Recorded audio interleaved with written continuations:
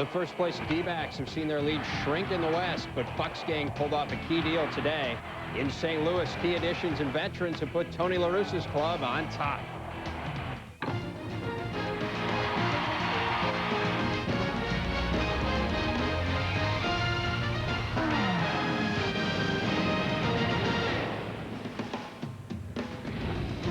They're getting ready in St. Louis. Jim Edmonds and the Cardinals struggling a bit. Winners of just 3 of their last 10, trying to reverse their fortunes tonight against the Diamondbacks.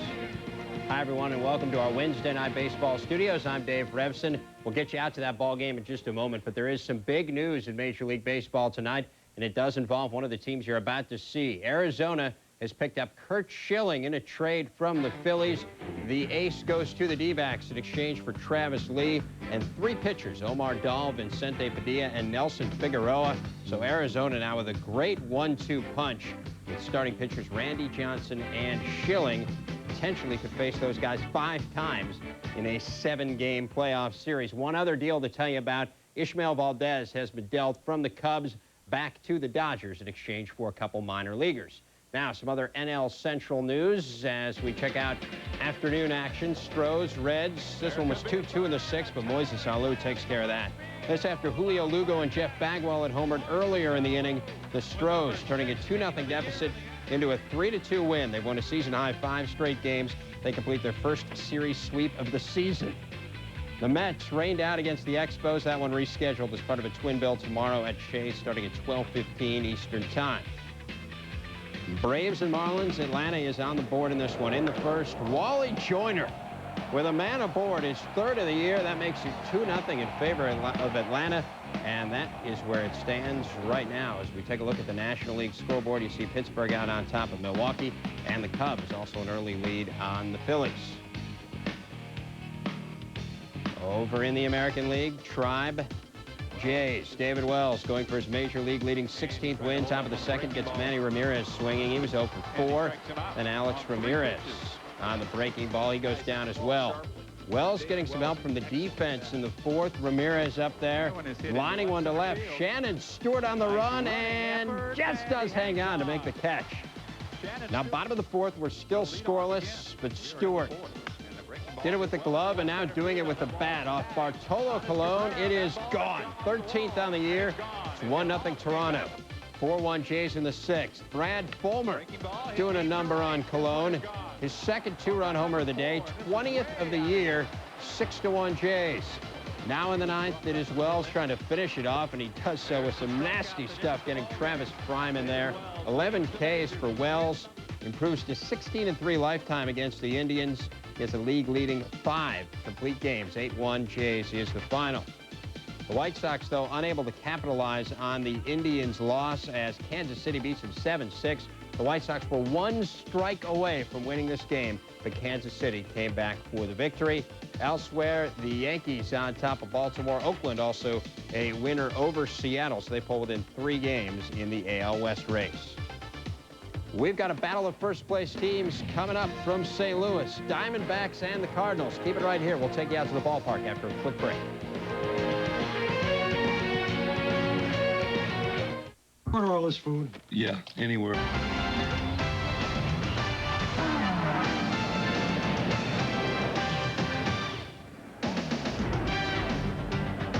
Hi, everybody, and welcome to Busch Stadium here in St. Louis, Missouri for tonight's Wednesday night telecast of baseball on ESPN2. We've got a couple of division leaders, the Cardinals in the Central and the Diamondbacks in the West, where things are not quite so comfortable right now. Just a 1-game lead over San Francisco, 2.5 over the Dodgers. The Diamondbacks right now have lost 3 in a row in 7 of 10.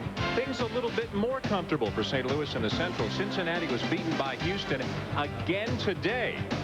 They were swept by the Astros, and the Cardinals are out to a 7-game lead in the Central Division. But the big news here in St. Louis involves the visitors. The Arizona Diamondbacks, as we now know, have made a real splash.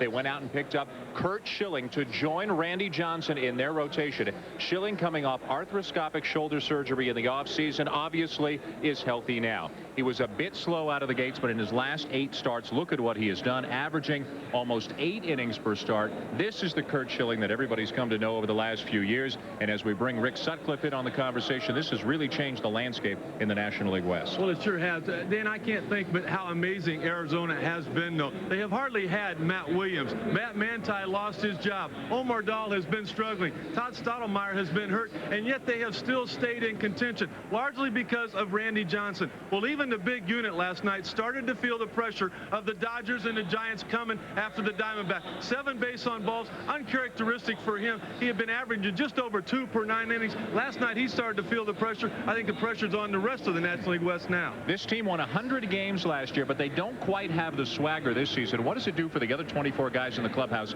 to now know they've got Randy Johnson and Curt Schilling in the same rotation? Well, it's almost like having guarantee win day 2 out of every 5 times you take them out. But I think more importantly, what it is exactly what it did last year when they acquired Matt Manti.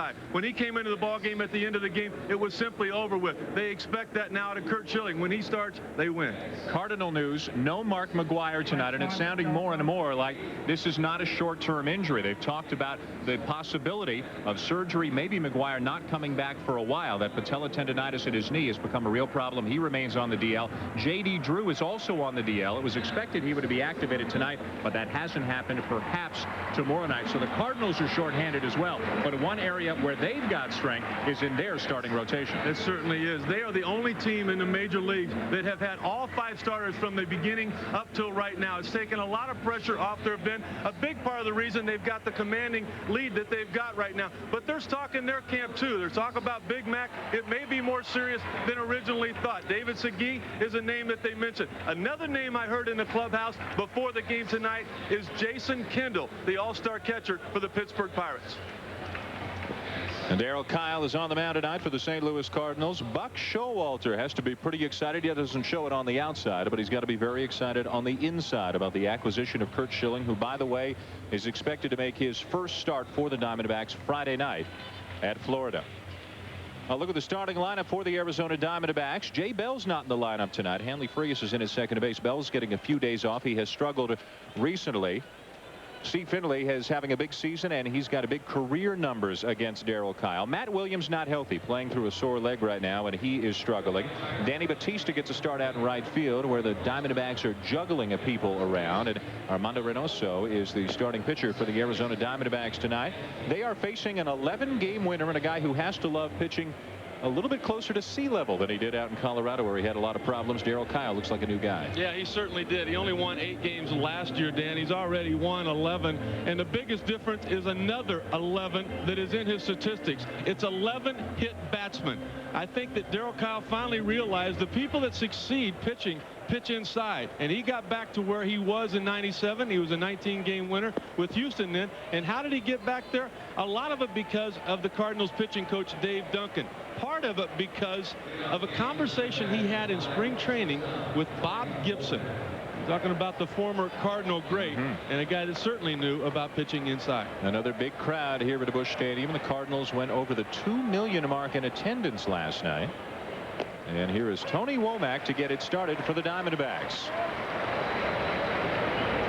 Womack with a blazing speed, but look at the on-base percentage. He has walked only 14 times all season, and not getting on a base as much as a good leadoff hitter needs to. Take a look at him defensively. Even with 2 strikes, look at where Tatis and Perez are at the corners. The reason Womack has been getting on base a little bit more as of late is because he's been bunting for more base hits. Kyle out in front as Womack waves at it. The tackle be applied, and on 3 pitches, Womack strikes out to begin the game. But he's not going to go quietly, saying that he got a piece of that ball, I believe, and then it hit the dirt, and Buck Showalter wants an explanation. All Tony Womack wants home plate umpire Marty Foster to do is to get some help from somebody. See if one of the other guys saw the fact that he actually got a piece of it. He's going to say that he fouled that ball off, and give Marty Foster some credit. He's going out to check the baseball. Tony Womack is using a black bat. There should be a mark on that baseball. If he were to make contact, Marty Foster didn't find anything, and he's going to stick with his judgment. You could tell from the replay that the ball changed direction, but it looked like it might have done that on the bounce in the dirt, as opposed to by making contact with Womack's bat. And obviously, Marty Foster, as you said, Rick, has stuck by his decision. And Buck Showalter's still not really pleased with it.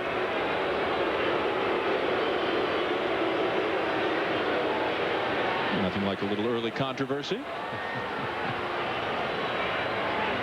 Well, Buck knows how important it is for the Diamondbacks to get the leadoff guy on. And when you're talking about a guy like Tony Womack that can fly, he gets on base somehow. It could turn to a double, possibly a triple, just with the stolen base from him.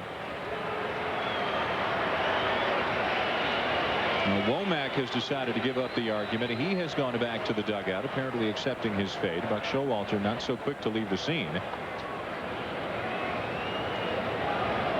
He should be in a pretty good mood right now. He got Curt Schilling today. Well, he also knows it's a national TV game. Might as well pick up a little TV time. And he was certainly doing that. And the crowd here at Busch Stadium starting to get awfully restless with this long argument. Not really a heated argument, but let's look again at the angle from center field. No, I don't think he got any of that. I think not only did Marty Foster make it the right call, but I thought Mike Matheny, the catcher, did an outstanding job of keeping that ball in front of him. I'll guarantee you, if it gets by him and goes to the screen, Tony Womack doesn't argue that he fouled it off. He takes off for first base. So Womack strikes out on 3 pitches to begin the game. And here's Hanley Frias, who looks at a pitch right down the middle for strike 1 called.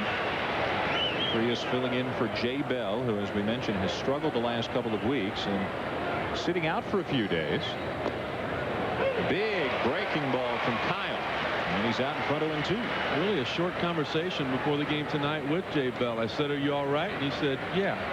Almost as if to say, "I don't know why I'm not playing either." And it's funny when you look at some of the Arizona statistics.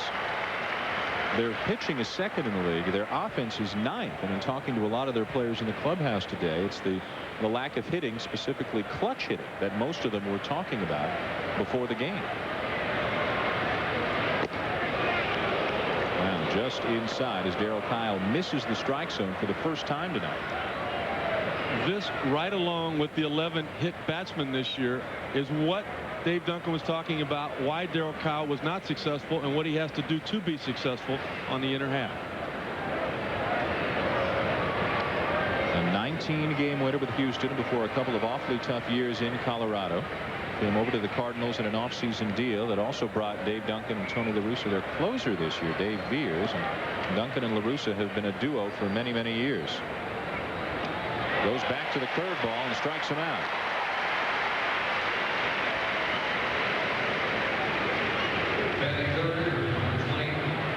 Defensively behind Darryl Kyle tonight, perennial Gold Glove winner out in center field, Jim Edmonds.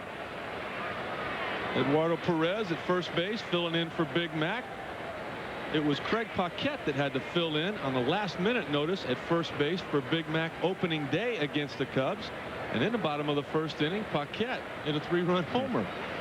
And Eduardo Perez made a couple of great plays defensively last night in the Cardinals' win over the Diamondbacks. Here is Luis Gonzalez with 2 outs and nobody on. Been a big few days for Perez. Got to see his dad inducted into the Hall of Fame over the weekend. Yeah, he said that Perez was a little bit low on body fluids, and that because of all of the tears that he shed watching the ceremony at Cooperstown and his father get to the Hall of Fame. Now swinging a drive to deep right field, and Luis Gonzalez has hit one out to give the Diamondbacks an early lead. It's the 25th home run given up by Darryl Kyle this year as Arizona jumps on top. Gonzo has been outstanding the last 3 or 4 years offensively. Up to that point, kind of a platoon type player, a guy that got moved around a lot, but he has found a home in Arizona because, as he said, the last couple of years I just simply learned how to hit. Changed his stance a little bit, opened up a little bit more, developed some power, and has turned into an everyday player and an all-star for Arizona. His 19th of the season, a 1-0 Arizona. Batter is Steve Finley, the center fielder, another guy who's getting better and better as he moves into his mid-30s now. The last few years for him have been the most productive years of his career.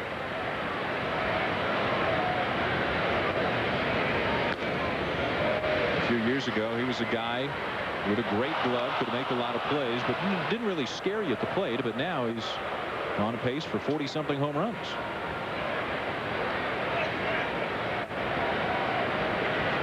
But Showalter juggling his lineup a little bit in the last couple of days, elevating Finley to 4th and dropping Matt Williams down to 5th. Inside, a 2-2 on Finley.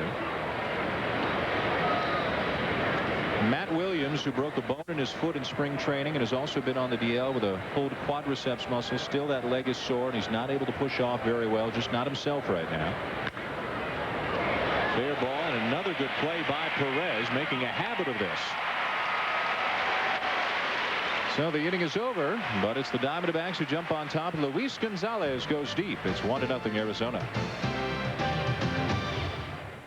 Arizona 1 and the Cardinals nothing. Coming up in the bottom of the first inning, and we'll show you the St. Louis lineup that Tony La Russa is going to throw out on the field tonight. Remember, no Mark McGuire, out indefinitely with the sore knee.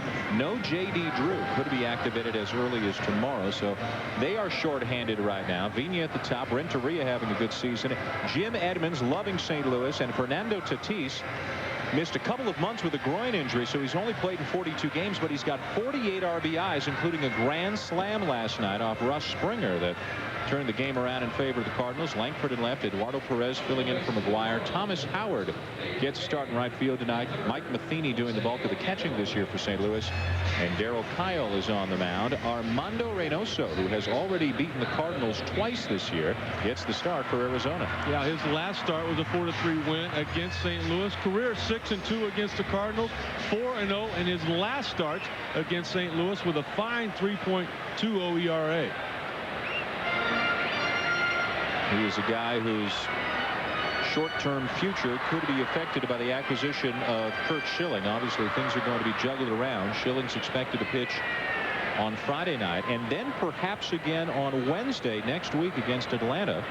And we'll have the Diamondbacks and the Braves for you on ESPN2. Leading it off for St. Louis, second baseman Fernando Vigna.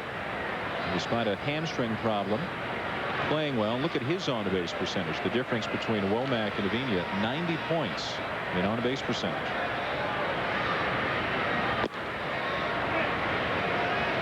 He's a guy that will give Armando Reynoso a lot of trouble, mainly because he makes you throw pitches in the strike zone. For Reynoso to be successful, he's got to have movement out of the zone. If he throws the ball over the plate, his stuff not good enough to live there. 2 balls and a strike. He works slowly, nibbles at the corners. Third start against St. Louis. 7 shutout innings his first time out, and then, as Rick mentioned, a win over them last week as well. He went 5, gave up 3 runs, and then the bullpen retired the Cardinals 12 up and 12 down in the last 4 innings to ensure the win. Vigna with a looper into right center, a base hit.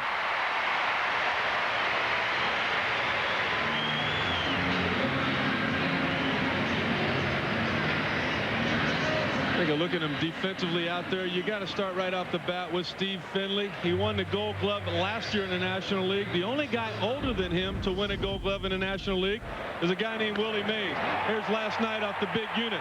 This ball actually would have left the ballpark, but look at the effort on the part of Finley.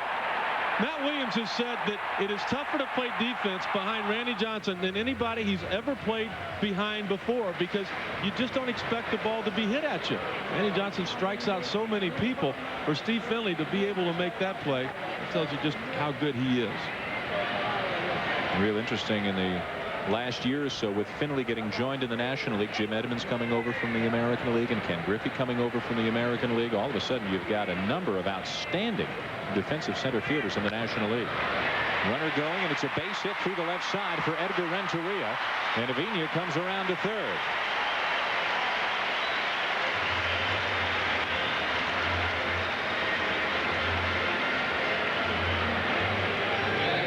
Pretty consistent and always clutch. Edgar Renteria doesn't get a lot of hits, but gets a lot of big hits. He proved that back in '97 with the Florida Marlins when he got the game-winning hit in the final game of the World Series. And all he does right there, he just looks for something he can hit hard on the ground somewhere. The hit and run was on. Vigna not trying to steal second base. counting on the guy hitting second to protect him, and Renteria does that well. And the Cardinals have set the table for the big fellas with runners at first and third, nobody out. Trailing 1-0 here in the bottom of the first inning, and Jim Edmonds coming up.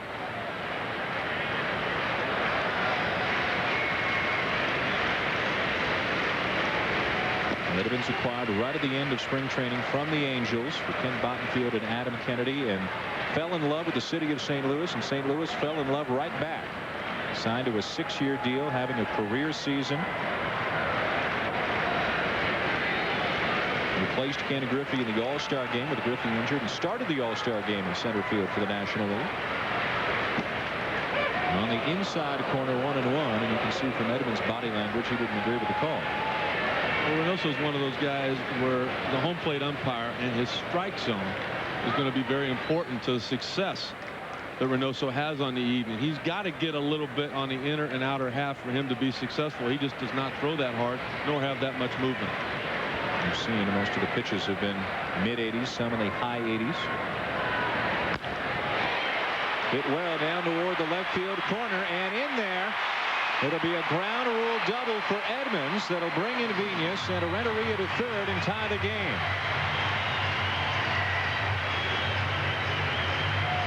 Dan, I know that Reynoso has been throwing well as of late, but he also is a big part of the reason Arizona had to pull the trigger on that Kurt Schilling deal. Last year he was 10-6 on the year, but he started out 10-2 with a 3.74 ERA. But in the month of September, Armando Reynoso just ran out of gas. 0-4 with an ERA of almost 9, and because of that, he was left off the postseason roster that Arizona went into the playoffs with. RBI number 69 for Edmonds. Ties the game at 1. Second and third, nobody out. And here's Fernando Tatis.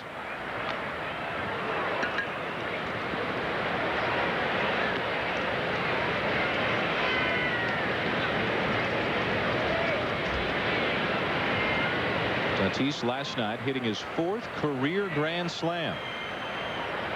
Broke the tie. St. Louis overcoming a 3-0 deficit early against Randy Johnson to hand Johnson a loss as he drops to 15-3. Just missing outside a 1-1. Well, that's that borderline pitch that Reynoso just has to have. This young Fernando Tatis just so impressive, not only in his tools but his approach to the game. You got men on second and third, nobody out. Your job is to do something to the right side of the baseball field. Not only drive in the runner at third, but advance the runner at second to third so that Langford can hit with somebody there in less than 2 outs as well.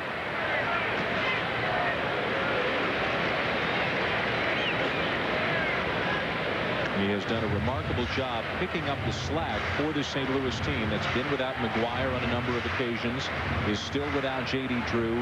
Ray Langford missed some time after his brother was killed a couple of weeks ago. He left the team for a while. Tony La Russa's pitching has been remarkably healthy, but the position players have missed some time. Langford for tragic family reasons, others for health reasons. Swing and a miss by Tatis as he opened up a little on that one. 2-2. Well, it's Tatis's turn to pick up the St. Louis Cardinals because they picked him up when he missed a couple of months with that torn quadricep muscle. That's what baseball is all about. You get 25 guys pulling on the same side of the rope.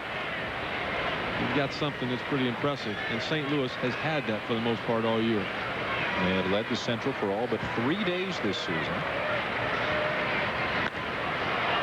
Pops it up.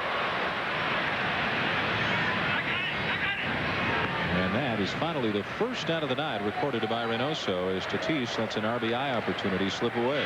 Well, he got a little bit selfish here after the good approach to begin with. Now he swings at a pitch that's out of the strike zone. That's clearly a ball. Maybe a pitch that he could elevate out of the infield, but that's where Reynoso has to live. He has to live above the zone, below the zone, inside the inside corner, outside the outside. And he was able to get Tatis a little bit selfish there, not taking the base on ball that it looked like Reynoso was trying to give him. Tatis wanted to pick up that RBI and didn't get a pitch to do it with. Now we'll see if they work carefully at all to Ray Langford with second and third, 1 out. Left-handed batter up and a righty next to Eduardo Perez. Just missed for ball 1. Langford's going to get right on top of home plate, knowing that Reynoso doesn't have enough velocity to really jam him on the inner half. And he'll take that pitch on the outer half of the plate and pretty much make it in the heart of the plate for him because of how close to home plate he is, and he'll be able to pull that pitch. Hits this one well into right center field, but it'll be caught. Tagging from third, Renteria will come to score. Advancing to third is Edmonds. Sacrifice fly for Langford gives the Cardinals the lead. Reynoso makes a good pitch, but the problem is his velocity is only about 85, 86 miles an hour. If you throw 95 in that location inner half, you're going to have success. But Reynoso just doesn't throw hard enough. Langford knows that. And he's actually lucky that Langford hit it off the end of the bat a little bit, or there could have been more damage done. 42nd RBI of the year for Langford. It's the Cardinals 2 and the Diamondbacks 1 in the bottom of the first, as they have erased the lead given to Arizona by the Luis Gonzalez home run. Edmonds moving to third on that fly ball, and with 2 outs, the batter is going to be Eduardo Perez, who may be asked to fill in for a while for big Mark McGwire at first base. Nobody, McGwire included, can set a timetable right now for that knee problem. Yesterday, for the first time, McGwire publicly said as a last resort he would consider surgery. But he's been told apparently that if he were to undergo surgery, it's not a 4-week recovery thing. It's an end of the season kind of thing. And the last thing that McGwire wants to do is go under the knife in a season in which his team is in first place.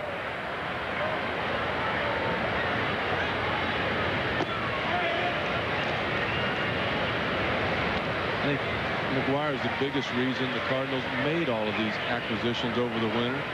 They realized that he packed this ballpark. He provided a lot of revenue for them, and the one thing he cherished and wanted was a contending team. And the front office of the Cardinals went out and got that for him. 1-1 the count on Perez. Line drive right center and in there. It'll be cut off by Batista. Perez accelerating and heading for second. Out at second. Bang bang play at the bag, but give them a base hit and an RBI, and the Cardinals have a 3-1 lead through an inning here in St. Louis. 3-1 St. Louis leading Arizona. An eventful first inning, and Buck Showalter between innings was again out of the dugout, again talking to Marty Foster, the home plate ump. Well, I think he just might be trying to work Marty Foster a little bit. The angles that we had clearly showed that Foster made the right call. It was a swing and a miss, but Marty Foster doesn't have the luxury we have of seeing it on television, replaying it 3 or 4 times. Buck could go out there and say, hey, you missed it, man. You took away our leadoff guy, and hopes that maybe Marty will be a little bit more generous later on in the game. And it was a fairly civil conversation between the two between innings. Here's Matt Williams. Just last year drove in better than 140 runs, finished 3rd in MVP balloting in the National League, but again just crippled by injuries all season long, first to his foot, then to his leg. He's only got 137 at-bats this year, and he's only driven in 7 runs. And you talked about it off the top of the show. Imagine if Williams were healthy. Imagine if Stottlemyre were healthy. This Arizona team, which is clinging to first place, imagine what kind of a year they'd be having. Yeah, they could have run off and hid with it. But I was talking to Steve Finley before the game about Matt Williams, and he talked about that back foot, the right foot that Matt Williams broke in spring training. It's still not 100%. And Finley said he had that problem in '98 with the Padres. And he said it was just so inconsistent. One time you rely on that back foot so much to fire out when you go to swing the bat, that from time to time it's there for you. Then there's time that there's pain involved in there. So part of your thought process is, when I fire, am I going to feel pain or am I not?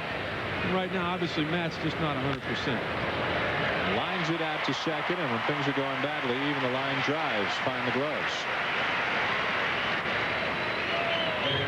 1 out here in the second inning. Darryl Kyle of the Cardinals on the mound with a 3-1 lead right now. An 11-game winner on the season. His best year came back in '97 with the Astros when he won 19 games and had an ERA below 3. Career just over 500.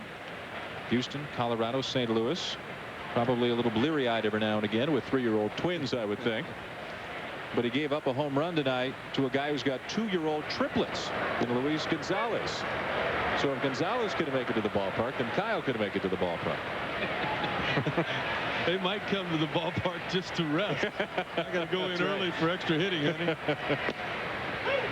Strike taken by Rubio Durazo, the Arizona first baseman. And you can look, Durazo frustrated with Kyle hitting the inside corner with that pitch. And that's really the big adjustment Darryl Kyle has made. For the most part, been solid all year. A little how do you do. Thank you, Dave Duncan. Thank you, Bob Gibson, for reminding me that I need to do that. Did it on an 0-2 pitch, too, to try and back him off the plate a little bit. Normally followed by a good hook. There it is, but he missed low. I asked Mike Matheny, who's catching tonight, about Kyle's curveball, and Matheny would have faced Kyle when he was with the Rockies in Colorado, but he also faced him in Milwaukee, and he said, what a difference in that curveball at sea level and at mile high. He couldn't believe how much less the pitch would break in Denver than it would on the road. As you can see, Colorado wasn't much fun for Kyle, but the Cardinals went out, picked up him in a trade, picked up Pat Henkin in a trade with Toronto, and signed Andy Bennis to get 3 veteran workhorses who have stabilized their rotation. And they add in Garrett Stevenson, who's a double-digit winner, and young Rick Ankiel, who shows all the signs of greatness. Add him to Bennis and Henkin, those 2 guys in your picture right now. Not too many teams can compete with that rotation top to bottom. Things to be excited about here in St. Louis. Not only the veterans that have proven themselves, but the youngsters that are just going to get better. And Keel, Renteria, Tatis. Swing and a miss by Durazo. 2 down. Let's go back to the studio and get an update. Here's Dave Revson. All right, gentlemen. Zima takes us to Atlanta. Braves and the Marlins. 2-0 Braves in the second. Rafael Furcal chopper up the middle. The guy has great speed. He beats it out. Keith Lockhart scores. Trust me, it's 3-0 Braves. It's now 4-zip. Let's go back to Dan Ray. How about a Wally Joyner contributing with a 2-run home run in that game? Joyner with a big hit Sunday night in the ESPN game, and a 1-0 win, a shutout by Andy Ashby. Joyner drove in the only run.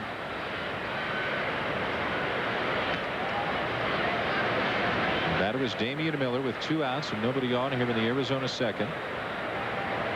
Miller having a good season, getting more and more playing time, hitting .291. Good pitch by Kyle, and he jumps out in front of 1-2.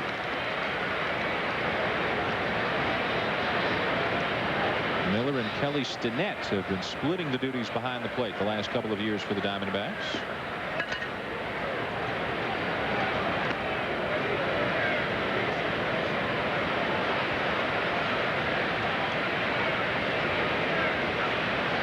Kyle working quickly. The 2-2 breaking ball fouled off as Miller scatters his teammates in that third base dugout. Kelly Stinnett wanted to make sure if he's called upon that the bat's ready.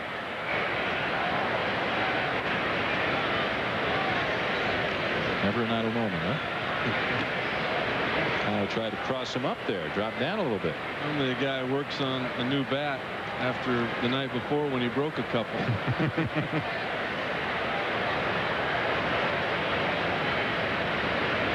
Down low, and Kyle walks him.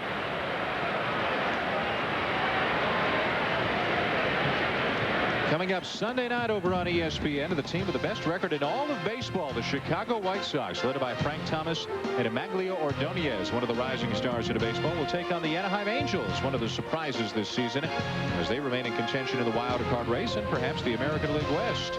Coverage begins with the Baseball Tonight, presented by Pep Boys at 7:30 Eastern. For more, log on to ESPN.com, part of the Go Network, go.com. I think 2 of the biggest surprises in baseball, those 2 teams, the White Sox obviously, and the Angels being in contention with all the injuries that Mike Scioscia's team has had. Breaking ball buckles Danny Batista as he looks at a strike. The Angels traded Edmonds over here and got an 18-game winner from last year in Kent Bottenfield, but he has not pitched like he did here in the National League. Kent Hill has been out, just had so many injuries, and yet they're still right there. Jason Dixon done. Kent Merker out. Tim Belcher was out early. front 0-2 on to Batista, getting more playing time out in right field. Made a great diving catch last night. Right field, one of the unsettled positions for this Arizona team.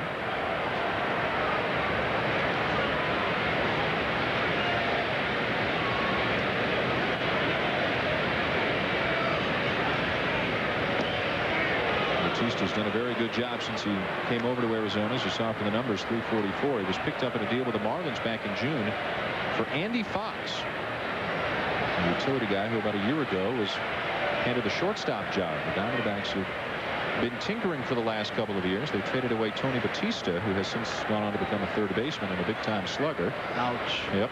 Oops. That was a mistake. 31 home runs for Batista this year. 31 combined last year.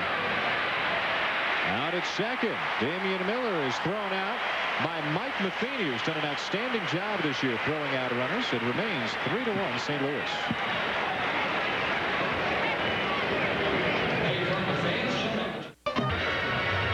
St. Louis leading Arizona. Bottom of the second. A rough first inning for Armando Reynoso, giving up 3 runs on 4 hits and only a runner trying to stretch a single into a double, resulting in the end of that inning. They were hitting him very hard.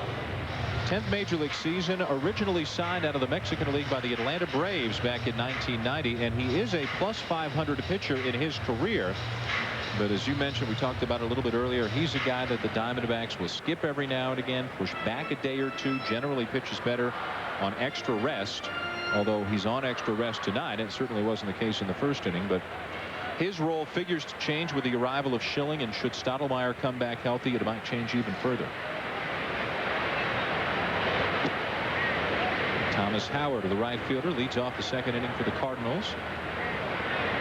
J.D. Drew still at least a day away, hasn't been activated yet. Eric Davis sent home with the flu again, second day in a row. So Howard gets a chance to start, and he hits a fly ball to deep right center field. Finley with just enough room.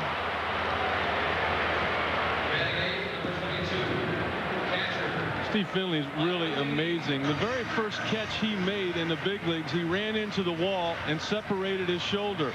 Earlier this year in Houston, he ran into the left center field fence, and he said he thought he broke his back. He said he just went completely numb from the waist down as he hit the ground, but as he went to get up, everything was fine. He was able to throw it back in, obviously real sore. And then the play we showed in the first inning, running into the center field wall again last night. One of the best as Mike Matheny comes up and takes a pitch outside for ball 1. Matheny, after spending last year as the backup in Toronto, is now the starter with St. Louis, in part because of a thumb injury to Eli Marrero. It's had him out for a while and will have him out at least another month. This is Matheny's 75th start, and this is the Cardinals' 100th game. The most that he's ever played, the most consistently he has ever played at the major league level. Hit a home run last night off Randy Johnson. We saw him throw out a runner in the top of the second, and Rick, he has now thrown out 54% of opposing base stealers this year. Well, it wasn't for his offense that he was acquired, but last night that was a big 2-out, 2-run homer to tie the game off the big unit. It was his defense that Tony La Russa was impressed with, and in particular his fingers. Tony says the way he calls a game. Randy Johnson with one of his worst outings of what's been a remarkable season. Shortest outing of the year, most walks. He drops to 15-3.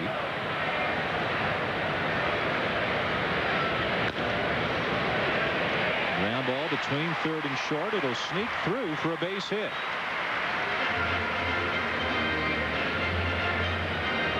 This play right here shows you that Matt Williams is not 100%. Nobody has more range at third base than he has had the last 10 years. But it's almost like he's running on eggshells. Look at that first move right there. He could hardly make the pivot to turn. And now as he finishes up, he's just running so gingerly on not only both of those feet that he's on, but that quadricep as well.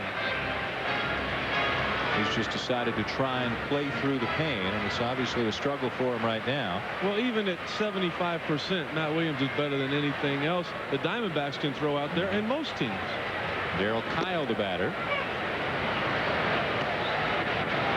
I think back to when Matt was on the disabled list to start the year, and I remember seeing him coming out early and putting up a chair. He had that big foot and had that right foot all in a big cast. just so he could play catch and keep his arm in shape. He was always in uniform. He always traveled with the team. You know, for a guy with a cast on his leg, any of us that have had that, you know, I mean, it'd be a lot easier to stay up in the clubhouse, hang out, kick your feet up. But no, this guy was in uniform on the bench doing what he could do for his ball club. Kyle squares, pulls the bat back.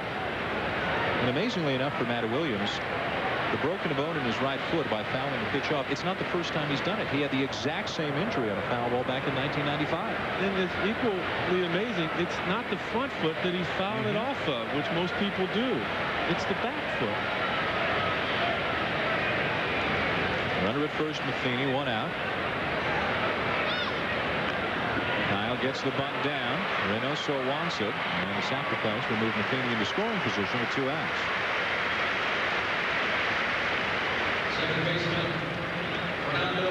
Little things like that in the National League can make the difference between a win and a loss. Darryl Kyle getting the sacrifice down.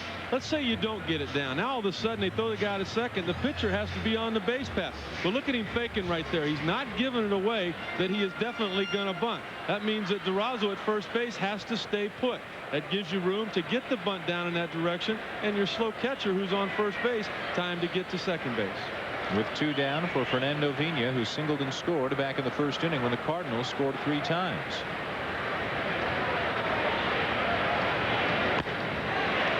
Line drive left field, caught by Gonzalez, and the inning is over. A much better inning for Reynoso. Through 2, the Cardinals 3 and the Diamondbacks 1. Back in St. Louis, this is not believed to be one of the official events, but the great outdoor games are coming your way beginning tomorrow night right here on ESPN2.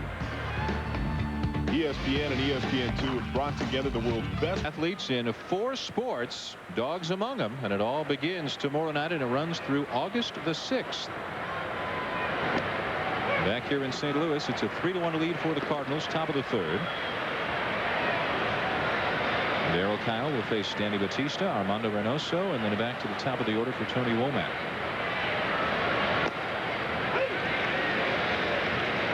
The guy who was in right field, or at least in the right field mix, back at the beginning of the season for the Diamondbacks, the former jewel of this organization, was among those included in the Curt Schilling trade today. Travis Lee is now a member of the Phillies organization.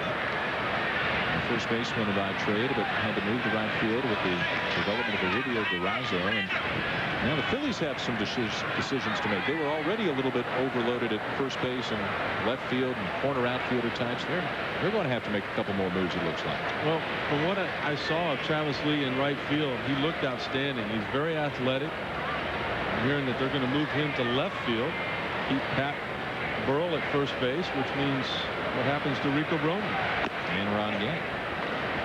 Moves will have to be made, and Brogna's been in the rumors for a while. Buck Showalter, if you missed it, his team picked up Schilling today. They gave up Travis Lee, Vicente Padilla, good young reliever, Omar Dahl, a 16-game winner a year ago, who was working out of the bullpen this year, and pitcher Nelson Figueroa as well. Batista with a base hit into left center.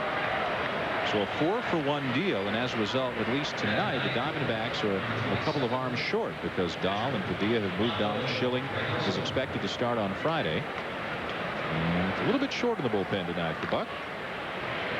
You know, talking with the front office people of the Arizona Diamondbacks, the Philadelphia Phillies were not the only organization interested in Travis Lee. There were a lot of organizations that called that wanted first baseman / outfielder of the Diamondbacks. Reynoso, the batter, gets the bunt down. Kyle plays it to first. And both pitchers have executed the sacrifice here tonight. Well, the big news in the ballpark, obviously, the acquisition of Curt Schilling. Here is Arizona manager Buck Showalter. Our organization's always been willing to take a chance, and taking a chance on people like Curt Schilling usually pan out. You know, it's tough saying goodbye to guys in the clubhouse, but I think that in order for our fans to be a part of hopefully something special, we need to do some things to stay up with what some of the other clubs are doing. Take a look at the numbers of Curt Schilling. You think about all of that after just having surgery to come back and be the power pitcher that he was before it. Well, that's got to be exciting for the fans in Arizona. And again, in his last 8 starts, he has been overpowering. 4-2 with a 1.85 ERA, averaging 8 innings per start over that stretch. Tony Womack, the batter, will pop up on the infield. Schilling, as we all know, had a list of teams to which he would consent being traded, and he would say, trade me now, don't trade me now, maybe trade me now. Went back and forth in Philadelphia a number of different times, but he has some strong ties to the Arizona area. His family moved to the Phoenix area when he was 5, and he stayed here right through high school. Still has some relatives in the area, and the Diamondbacks, one of the teams that Schilling said yes, he would get traded to, and the Diamondbacks took advantage of that opportunity. Hanley Frias, the batter. And now you think Lavin Maddox, you think Leiter Hampton, Randy Johnson, Curt Schilling. It's tough to compete with that 1-2 punch. It's just so easy, too, to fit in with this Arizona ball club. A bunch of first-class professionals, no egos. Basically gamers, guys that play the game hard. Last year, for the most part, their lineup was intact all year long. Sure, there's been some injuries. It's kept people from being there, but in hopes of getting everybody healthy and make that final run August and September as strong as they did last year. Facing a challenge from San Francisco and Los Angeles as well. Looks like it might be a 3-way race in the National League West. Frias with a fly ball into left field for Langford, and that's all. Good inning for Kyle. Coming up in the bottom of the 3rd, among those, Jim Edmonds has already doubled in a run here tonight. It's 3-1 St. Louis. Warm, but it is nothing like we've all experienced in St. Louis in July. It could be a lot hotter and a lot more humid than this. It's been a fairly cool summer to this point. Armando Reynoso on the mound for the Diamondbacks. Bottom of the 3rd inning, 3-1 St. Louis. Edgar Renteria, Jim Edmonds, and Fernando Tatis coming up here in the 3rd. And the first 2 of those guys, Renteria and Edmonds, were involved in the 3-run first. Now to play right side, and a quick 0-2 on a Renteria. Well, Buck Showalter and his pitching coach Mark Kahn are really going to hold their breath here at this stage of the game, because Reynoso had trouble with this part of the lineup the first time around. Last inning, he was able to get through the bottom part of the order with no problems, but they need him to get deep into tonight's ball game because, as you said, Dan, the lack of bullpen tonight. 1-2. The Diamondbacks had been carrying 12 pitchers. 2 of them just left in the trade. Schilling arrives Friday, so that will be 11, and that's where Buck Showalter ideally would like to be. They've still got a guy in the bullpen who can act as the long man, Mike Morgan, if they need to soak up some innings. He's the guy who will take the ball. Yeah, but you could go with an 8-man staff, 9-man staff, and you've got Randy Johnson and Curt Schilling throwing complete games every other start. Ground ball to the left side of the diamond. A long throw, not nearly in time with the speed of Renteria. He's got an infield hit, and he's 2 for 2 tonight.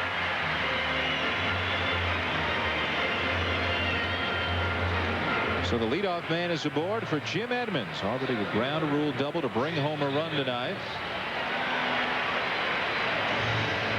It didn't take him long to sign that 6-year deal, and truth be told, it was below market value for the kind of player he is and the kind of season he's having. But as Tony La Russa told us before the game when we talked to him, so many guys get here. Mark McGwire was one of them. And you find out, why would you want anything else? You've got a city that just loves baseball, yet they're a pretty tolerant fan base. They're not as critical as fans in some of the other cities. They appreciate a good effort as much as anything. It's got a small town feel, but with some big market advantages as well. A team that can compete financially with some of the big boys. Edmonds trying to make do without McGwire and Drew, who have each been out the last 2.5 weeks. Tatis faring better recently than Edmonds has.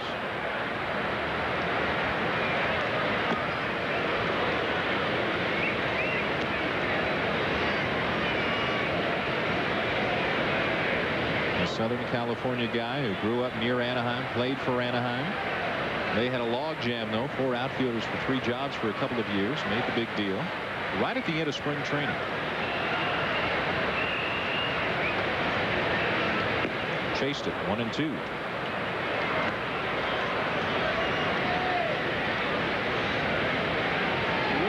Anaheim didn't want Jim Edmonds. From 95 to 98, he averaged 300, almost 30 home runs, 100 runs scored per year. But last year he was only able to play in 55 games for their ball club. So when they had to make a decision as to which outfielder was going to go, well, he was the choice they made.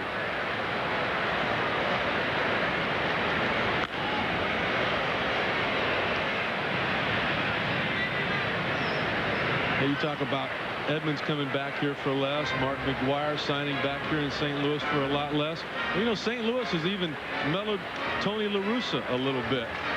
Mark McGwire a couple of weeks ago, and ESPN the magazine was talking about how after a bad loss at Detroit, La Russa came in and just told the clubhouse guys no spread. They don't deserve to eat tonight. Well, Max said back in La Russa's earlier days, Tony in Oakland, he said he'd come in there and just throw things everywhere. Max said many times he went home with salad on his clothes. There goes the runner. Throw throughs very high and an easy stolen base for Renteria, his 15th of the season.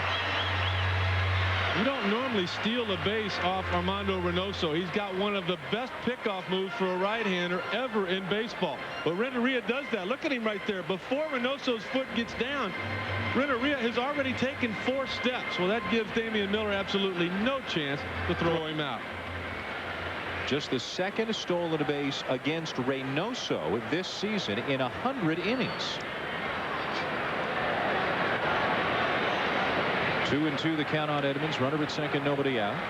You know, just how a guy laying down a sacrifice bunt doesn't count as an official at bat on his stats. When a guy steals a base like that off the pitcher, it shouldn't go against the catcher. You know, they keep catchers' numbers. Oh, he's only throwing out so many people. Well, Damian Miller had no chance that time. You saw his numbers, which are pretty good, up in the mid-30s. Edmonds lines a base hit into right field. Renteria is going to get stopped at third by Jose Oquendo, so it's Cardinals on the corners with nobody out. But it's not McGwire coming up. He's still out. We asked Tony La Russa for an update on a Big Mac's knee. The MRI shows still is a very hot spot, so we're just going to continue to treat it. He's great about coming in early, doing all the work, but you need a crystal ball to know what's going to happen. And I mean, we're preparing for everything. If he doesn't play, the games still count. Our fans think we should win, so nobody's going to say, well, Mark was missing, so we have to deal with it. I called the clubhouse this afternoon at 1:30, and Mark McGwire was already at the ballpark getting treatment on that knee in hopes that something is going to get better. But just watching Big Mac get up and down off the couch and up and down off the trainer's table, it doesn't look good. He says, if anything, it's worse than 3 weeks ago when he went on the disabled list. There's Tatis with another RBI opportunity.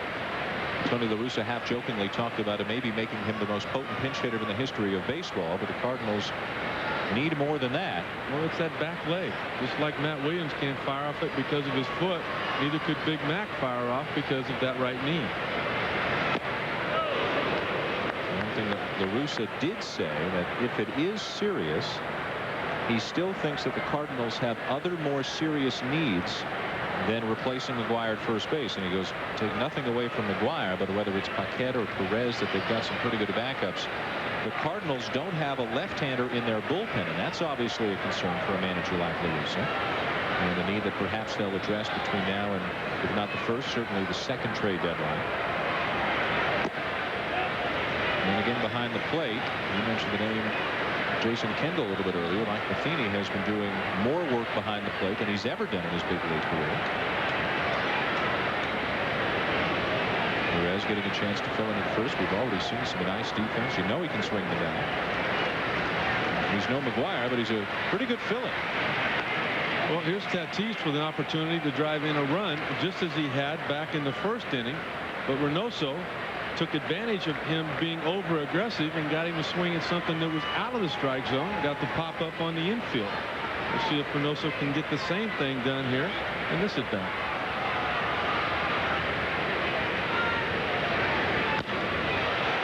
High fly ball to right field. Batista will make the catch, tagging, and coming in to score is Renteria. The throw will get away, but it's backed up by Williams, so Edmonds stays put into first, but to give Tatis the RBI. Make it 4-1 as we go back to Dave Revson for another update. Dan Zima taking us to Arlington. Anaheim battling Oakland in that wild card race. The A's won earlier. Angels out to an early lead, but Gabe Kapler taking care of that with a 2-run shot, his 8th of the year. So now it's 2-1 Texas. Dan? Dave, thank you. And the tough news for the Rangers this week, obviously, the season-ending injury for Punch Rodriguez, the broken thumb on that freak play. And how do the Rangers feel about the next few days? David Segui's name has come up, perhaps even John Wetland. Is Texas going to be active on the market? There have already been 3 trades announced here today. The big one that we talked about, Kurt Schilling to Arizona. Ishmael Valdez has gone from the Cubs to, of all teams, the Dodgers. And Rob Ducey was traded from Philadelphia to Toronto.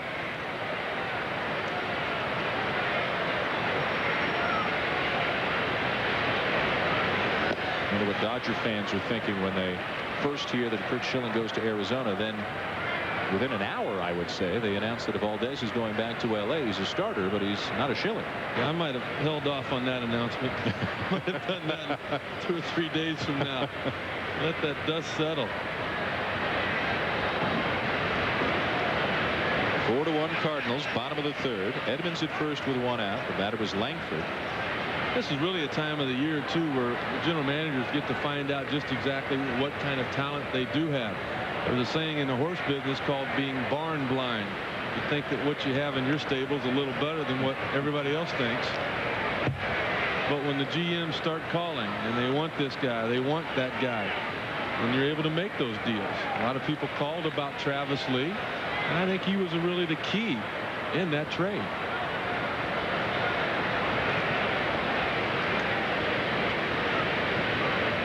So out in front 0-2 on Ray Langford, delivered a sacrifice fly back in the 1st inning. What's changed it so much too is that so many more players this year have no trade clauses or limited no trade clauses, and there are so many teams who can't afford to go after guys who make a lot of money. Not much of that was an issue 15 or 20 years ago. Well, and then you get into all the contracts too. You know, you sign a guy and you trade for him during the middle of a multi-year deal, and now he can become a free agent at the end of that year. I think back a couple of years ago when the Dodgers made the trade for Jeff Shaw, and they didn't realize that they did that during the middle of a multi-year deal. He did become a free agent at the end of the year, and right up until that point, they had to give him a lot more money than what they had thought. So.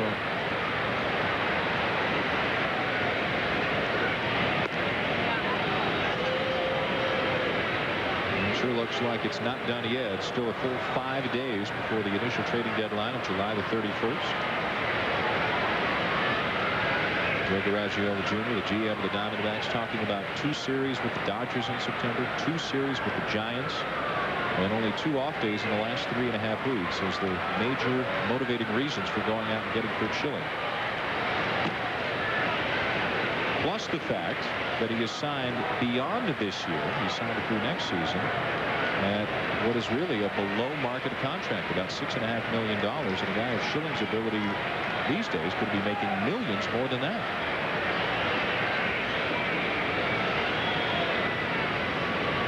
Edmonds a very short lead over at first base. Swing and a miss by Langford. 2 down. Can't help but think about how motivated Kurt Schilling is going to be when he puts that Diamondback jersey on. He just went from a team, the Philadelphia Phillies, that were 16 games out of first place in last place, to a team that's got a 1-game lead right now coming into play this afternoon. I mean, how many times can you gain 17 games over one night? How many did you gain back in 1984? About 30. Cleveland was really struggling, and there were the Cubbies up there with a 4-game lead. I mean, you just sleep a lot better when those things happen. Eduardo Perez, RBI single his first time up, and then thrown out trying to stretch it into a double. And then, of course, you've got to feel for the other guys. Omar Dahl, who was a big part of this Arizona team last year, won 16 games, struggled tremendously this year, had an ERA of about 7, was bumped to the bullpen. Now he goes to Philadelphia, presumably to go back into the rotation. Base hit through the right side for Perez. He's 2 for 2. Edmonds up to second. right now is where General Manager Walt Jocketty could have been on the phone with the GM of the Texas Rangers, Doug Melvin, talking about a deal for David Segui. Segui could come over and play first, could do a lot of things. He's a guy that can play the outfield if Big Mac comes back. But then you watch Perez get another base hit, and you go, well, Doug, I'll call you back later, all right? You know? I'm just guessing. I don't know how those things. I think you're tampering is what you're doing. 2 on and 2 out for Thomas Howard. But you're right. Is it better to have too much or too little? The Yankees feel it's better to have too much. Go out and get everything you need to get and worry about it later. Well, that's because Joe Torre is so good with his players. I mean, he's just honest with you. He'll tell you that I'm playing this guy because of this or that, whatever it might be. This is the reason you're not playing. And whether he's right or he's wrong, they respect the fact that he's honest with them. And there just never seems to be any problems in that clubhouse. Reynoso getting hit pretty hard tonight. He's already given up 4 runs on 8 hits through 2 2/3.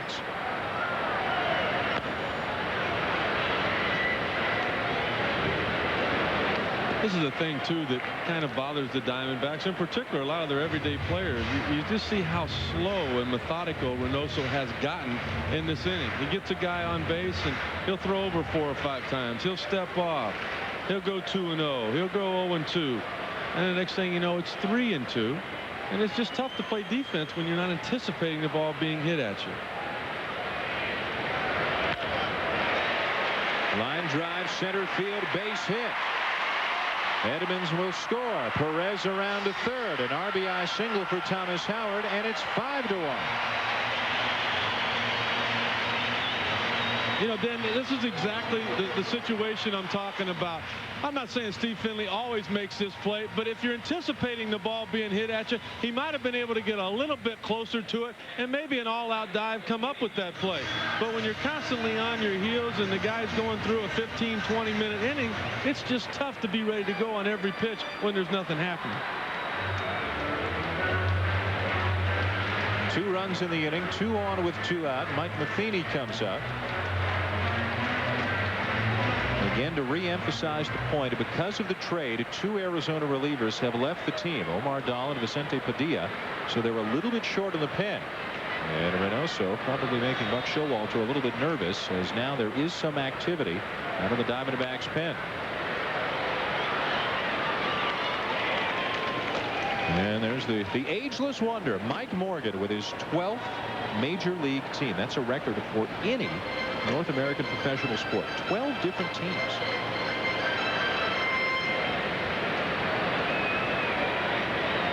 Started way back in 1978, a week out of high school, and now here he is pitching into his 40s.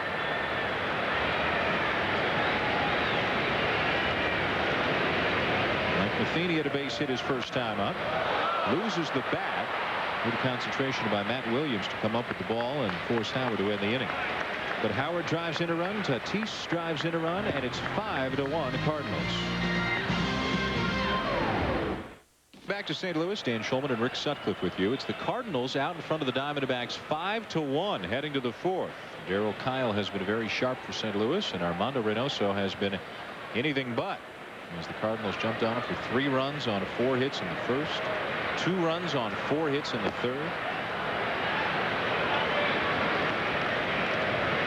Here's Luis Gonzalez, responsible for the only Arizona run tonight with his 19th homer of the season back in the first inning.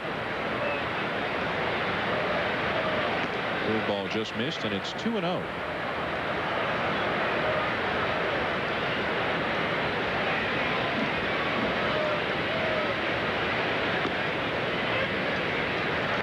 Gonzalez thought it was a little high. 2-1 the count from Kyle. I can't help but think about that game last night in which it looked like the Diamondbacks were going to win. 3-run lead, the big unit on the mound. And St. Louis came back and got it. You know, championship teams do that. I mean, they win games that they're supposed to lose. Tatis with the grand slam homer last night. Take a look at ball 4 to Gonzo there. But, you know, the St. Louis Cardinals have to feel pretty good about the position they're in right now. Their closest rival, the Cincinnati Reds, wanted to trade their captain, Barry Larkin.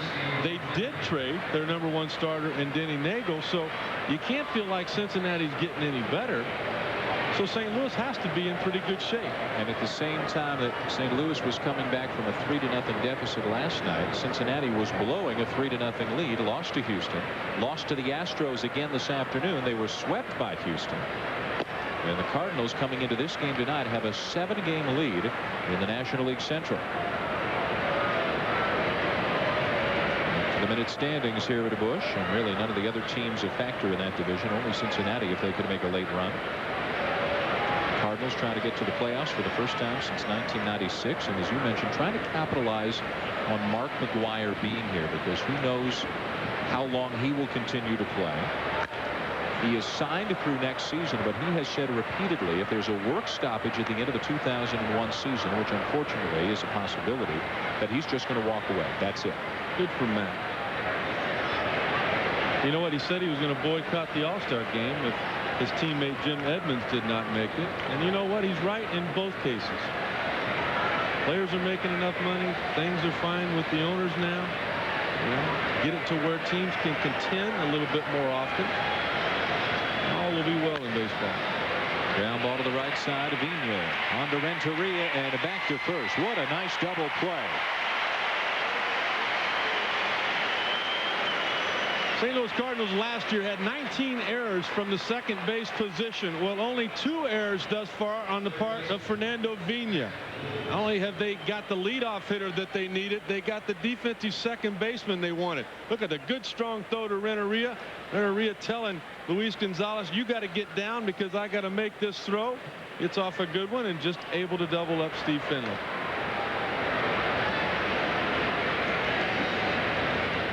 Two down, nobody on for Matt Williams, who lined out to second his first time up. Darryl Kyle's allowed to just 2 hits for 3 2/3. He's got a 5-1 lead, looking for his 12th win of the season. And I can't help but think, when you look at Williams and how he's struggling now, how history might have been different had there not been a work stoppage back in 1994. And although Mark McGwire might still hold the record now, how it just might have been Matt Williams who broke Roger Maris's record. He had 43 home runs with 50 games to play when the strike hit in 1994. Pokes it into right field and right at Thomas Howard. That'll be all for the Diamondbacks in the 4th. Good pitching and a good defense from the Cardinals tonight, and they've got a 4-run lead. Thank you. And again, the Dodgers reacquiring Ishmael Valdez. Devon White's now off the disabled list, and the National League West is one of the tightest divisions in baseball right now, but the Diamondbacks clinging to a 1-game lead over the Giants. Giants are in San Diego tonight. The Dodgers right now leading Colorado.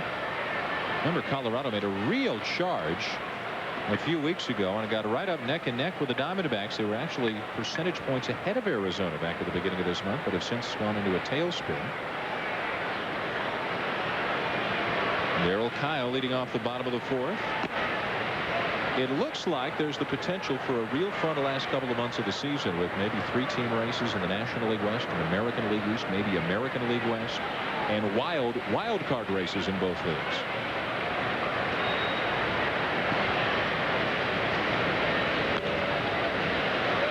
Two and two on Kyle. I can't help but think about the job Dusty Baker has done with those San Francisco Giants. What was it, 6 weeks ago? They were 9 games out. They really didn't make any player changes. There wasn't anything really big that happened there. They got Ellis Burks back. They got Barry Bonds back. And they're good.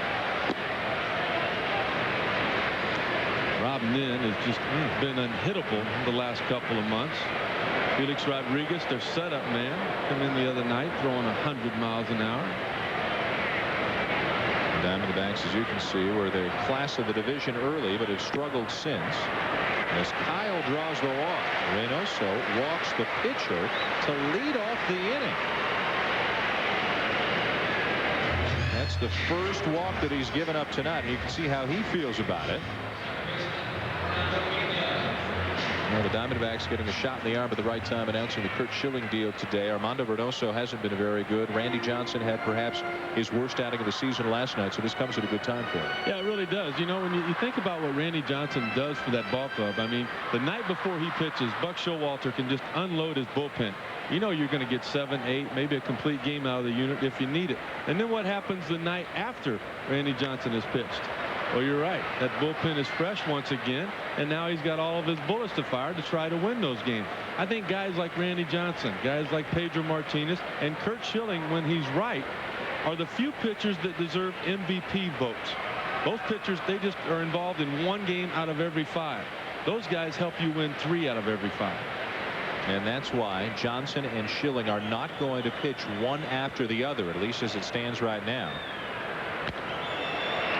Ground ball out to second, flag down by Frias, and they'll just get the lead runner. The plan is for Curt Schilling to start on Friday, and then Randy Johnson to start on Sunday with Brian Anderson in between them. That's the way it stands right now. Well, that's unfair. I mean, you got a left-hander throwing 100. Follow that up by Brian Anderson, a left-hander that will throw anywhere from 78 to 88, normally hitting every number in between. And then you got a right-hander throwing 100 the next day after that. That's not right. And imagine if Todd Stottlemyre can somehow come back from the elbow problems in September. He can be a real force. Don't count him out either. I mean, he will just find a way to get back out there on the mound in September. And as competitive as anybody in the game. Remember the rotator cuff problems a year ago, and he said, I'm not having surgery. I'm going to strengthen every muscle around the shoulder so I can keep pitching. And then threw some good games at the beginning of this year, coming back from the shoulder problems, but then the elbow problem started, and he's back on the DL. Good night already for Renteria. Couple of singles, couple of runs scored, a stolen base. And the Cardinals are clicking on all cylinders here tonight. Vina at first, 1 out in the inning.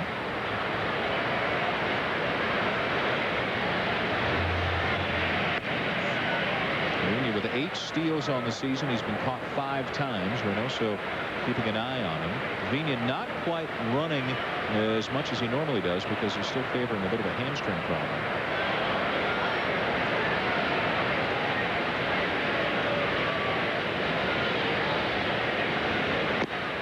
Good cut by Renteria, 1-1.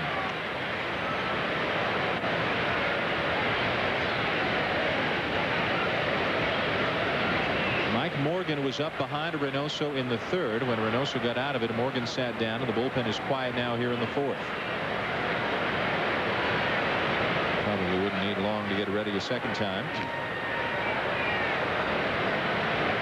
This is basically what happened in the bottom of the 3rd inning when Reynoso had trouble. He's thrown 2 pitches to the catcher. He's made 3 throws to the first baseman here since Vina grounded into the fielder's choice.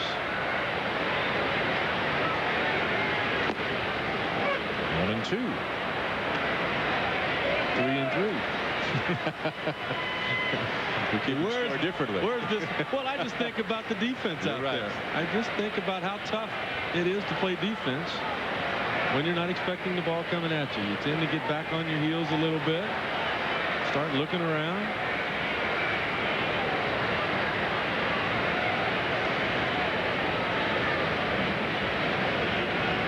We mentioned earlier how good the pickoff move is, and only 2 stolen bases against him the entire season. How do you balance those numbers against the fact that the defense is standing around not doing much of it? Well, I think you've got to recognize the situation. Vina certainly could run, but we talked about the hamstring injury. He's not at 100%. Just make him stop.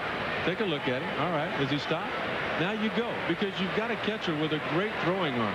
Just give him a chance.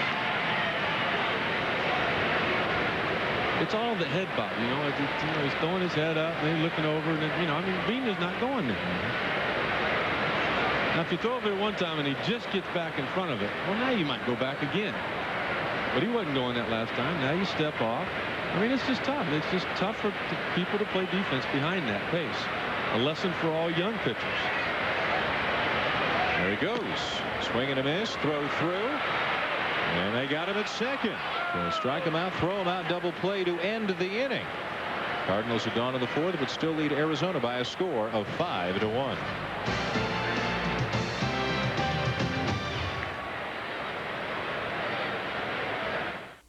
Welcome back to St. Louis, where the Cardinals have a 5-1 lead on the Diamondbacks, heading to the 5th here, trying to make it 2 in a row over Arizona, with one more game to come tomorrow night between these two teams.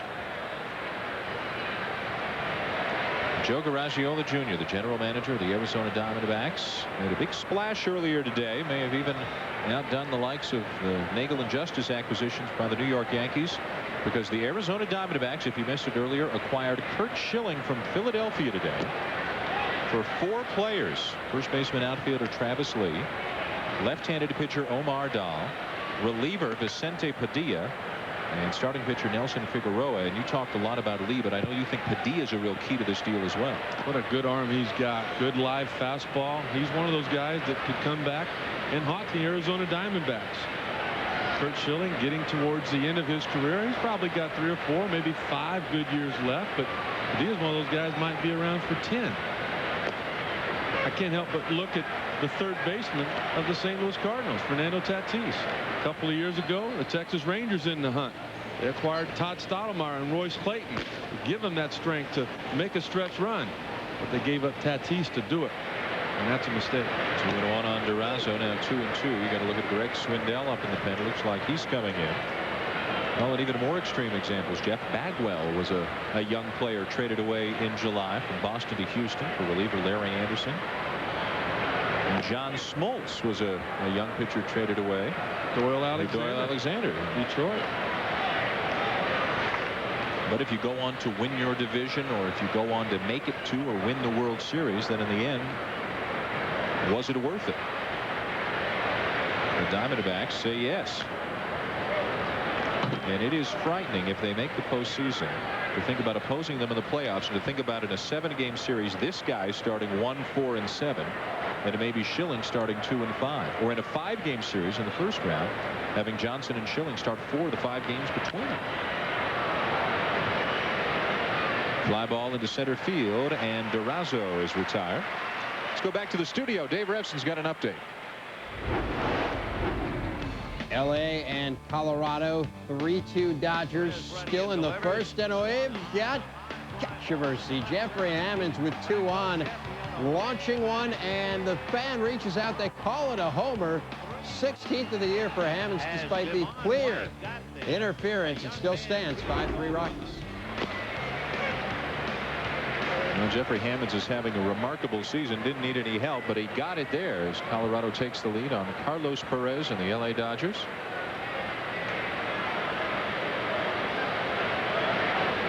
The ups and downs of getting the fans closer to the game. How about Jeffrey Hammonds, too? A platoon player most of his career, the last 3 or 4 years. Found himself in Atlanta as a member of the National League All-Star team. A lot of the injuries had something to do with that, but a fine year nonetheless. Breaking ball down and away, 1-2 the count on Damian Miller. A little health and a little change of scenery doing wonders for Hammonds. And a little altitude help. Yeah, that's true. If that ball is just almost out of Coors Field, where is that at here? Pop up to short. Slashed into right field. Thomas Howard backpedaling to make the catch. 2 down. A week from tonight, more baseball coming your way. It begins at 7 Eastern over on ESPN. The Chicago White Sox, led by Big Frank Maglio Ordonez and a great young pitching staff. They'll take on the Texas Rangers, or regionally, it's Cleveland and Tampa Bay. Then on the West Coast at 7 Pacific time right here on ESPN2, the Atlanta Braves and the Arizona Diamondbacks. And if the Diamondbacks are true to their word and Curt Schilling starts Friday, he could or should start on Wednesday in that game. Great play down at third by Tatis. Danny Batista is retired. The Diamondbacks are gone, and Tatis, among others, coming up this half inning for the Cardinals. Mark McGwire not active, but making his first appearance in the Cardinal dugout tonight. The right knee still a problem. As you said, he's not moving around all that well inside, and there is no timetable for his return. He's as frustrated as anybody, because with all the personal accomplishments the last couple of years, the Cardinals haven't been a playoff team. Now they've got a great opportunity to play in October, and he doesn't know if he can be a part of it. Jim Edmonds leading off the 5th. To the Cardinals' credit, when McGuire has been out, they haven't rolled over. They're a better than 500 team this year with Mark McGuire out of the lineup.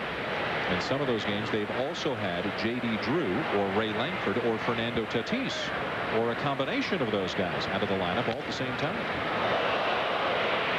Back to the mound, and Edmonds is retired for the first out of the 5th.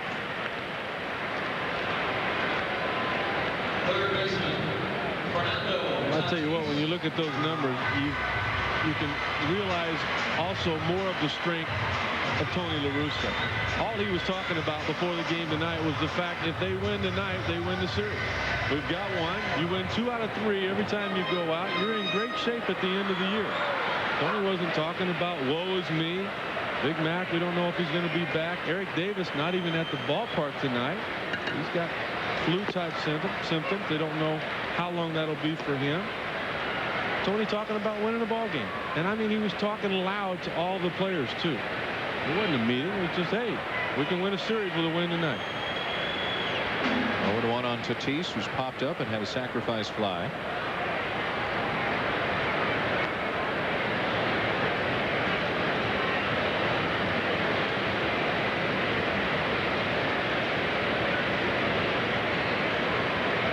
Tatis now with 49 RBIs. This is his 43rd game of the season.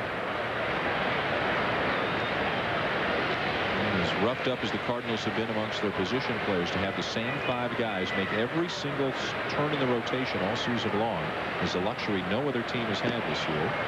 And then they've got Matt Morris and Alan Bennis back from a couple of years of arm problems, and they're kind of laying in the weeds, doing middle relief, long relief, and ready if needed to move into the rotation.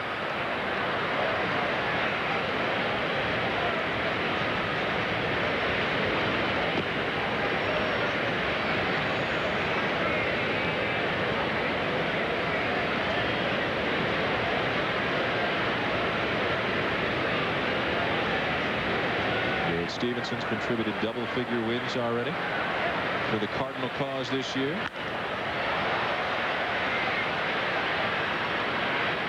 3 starters with 10 or more wins, and then Pat Hennigan's got 9. Stevenson got off to a great start, pitched well last night. Well, Rick Ankiel with the lowest number of starts, only 18 on the year. He's a 7-game winner right now, but I wouldn't be a bit surprised to see him reel off 7 or 8 here in the second half. Tatis with some patience, drawing the walk. Well, back to Mark McGuire, so he's out indefinitely. Asked Tony La Russa about an urgency to replace him. There are other moves we need to make before we try to improve our first base, because we can play at first base with other guys that are very good players. I'm not going to disrespect Mark. I mean, he's one of the greatest of all time, so we're not better without Mark, but what we're thinking about for the 31st is not necessarily let's patch up first base first. We need other things. And the most commonly discussed or rumored other things would be, as we mentioned, there's no left-hander in the Cardinal bullpen. They have 3 in the organization, but all 3 are hurt right now. Scott Wadinsky, Jesse Orozco, Mike Matthews. 6 righties down in that St. Louis bullpen, and also, as we mentioned a little bit earlier, maybe another catcher to help out of Mike Matheny. I just can't see a manager like Tony La Russa going into September, October without a left-hander down in that bullpen. Sure ties your hands against certain ball clubs, particularly late in the game when you get down to the bottom part of the lineup and you have your pinch hitters in order. And Tony just basically has to throw somebody out there and hopes that they can do the job. He doesn't have the opportunity to manage as the other guy does. Way outside, a 2-1 on Ray Langford. Well, I can't help but look at those numbers from Mark McGuire, hitting over 300, only played 70 games, 220 at bats, 30 home runs already, 69. Remember when 25, you'd say a guy, he's a 5'2" guy, he's got power, he can hit 20 home runs a year. I mean, that was big. Big Mac's bigger. 2-2. I mean, he has just completely changed the game of baseball. Right? Jeff Bagwell down in Houston 2 years ago talking about, what, I've got to do more. He had 35 home runs, 140 some RBI. He said that's not enough. There's a guy in St. Louis that is doing that right there, hitting 70.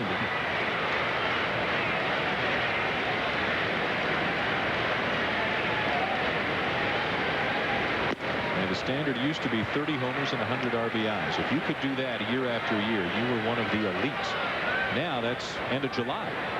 I remember him talking too about you take the number of runs scored, the number of RBIs, add it up and subtract the homers so that you don't count them twice.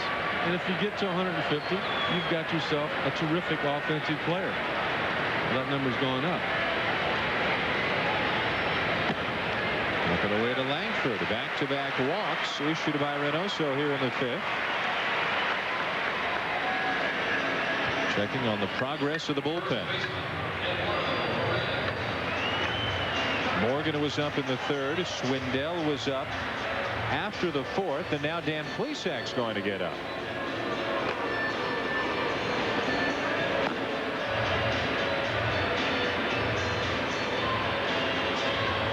Usually when a pitching coach has a mechanical thing or just a piece of advice, he'll come running out there, get it to you, and then get back to the dugout so that your arm can stay loose. You don't have any time to stiffen up, and you go get the hitter. That's not the case here.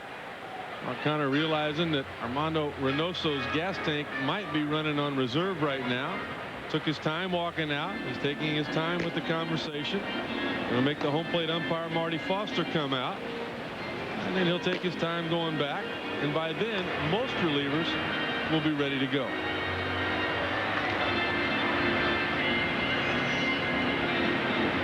Connors had his say as he makes his way back, and Plesac continues to throw with a purpose out of the left field bullpen. A rough one for Reynoso, having come into this game, having beaten the Cardinals last week and beaten them earlier in the season. And it's been a much different story here tonight.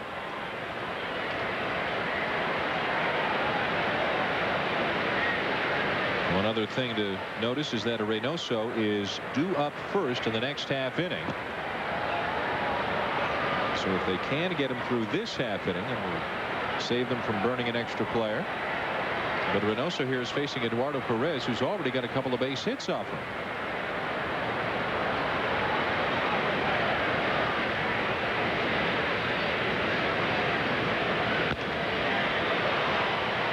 High pop up into very shallow left field. Gonzalez calls off Womack to make the catch. 2 down.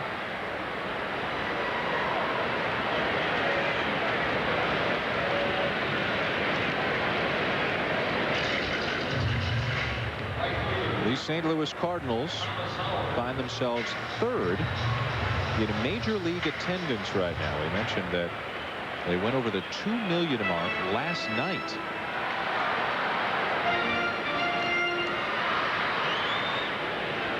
Only Cleveland and San Francisco are outdrawing the St. Louis Cardinals.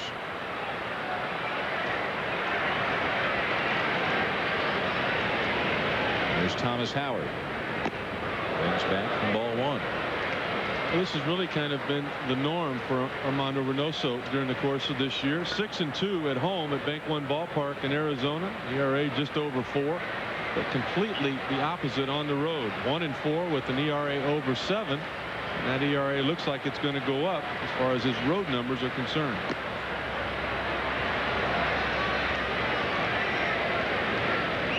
You wonder, well, what makes that? I mean, home plate's still the same. It's still the same distance from the mound. I know in a lot of cases it's who you play on the road and who you play at home. You're playing a team that's 30 games under 500. It doesn't matter where you're playing. Playing a team like the St. Louis Cardinals, 3rd in the National League in offense. Well, you're going to have problems. 3-0. Already a couple of walks this inning, and now a pitch away from loading the bases.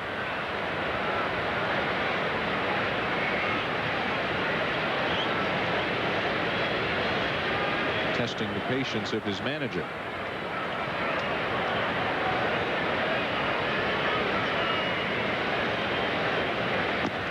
Taking all the way is Howard. It's 3-1. He's had a fly ball to center and an RBI single tonight off Reynoso.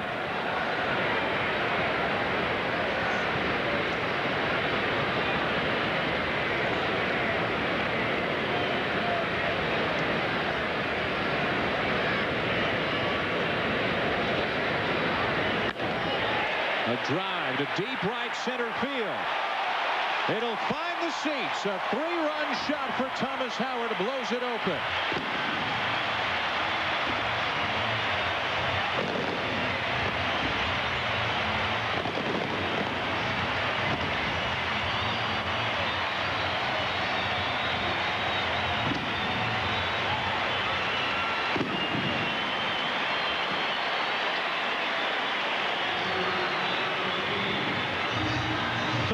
LaRussa talking about the offense without Mark McGuire. Well, he's got people that can fill in that position. They did opening day. Craig Paquette filling in for Big Mac at the last minute with a 3-run homer.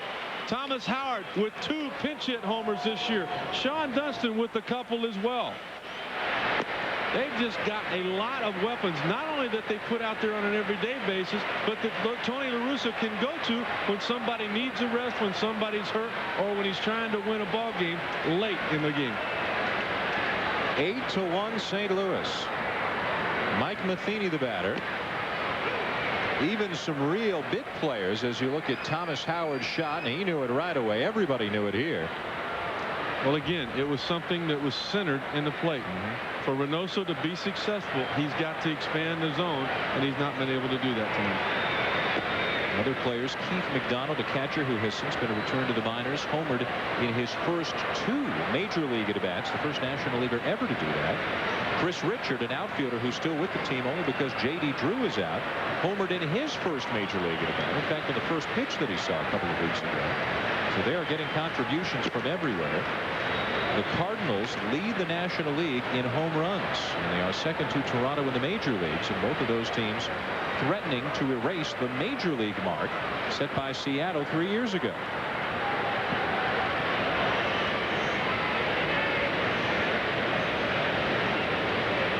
And that's with McGuire missing about, I think it's 29 games this year. They are still well in front of the National League.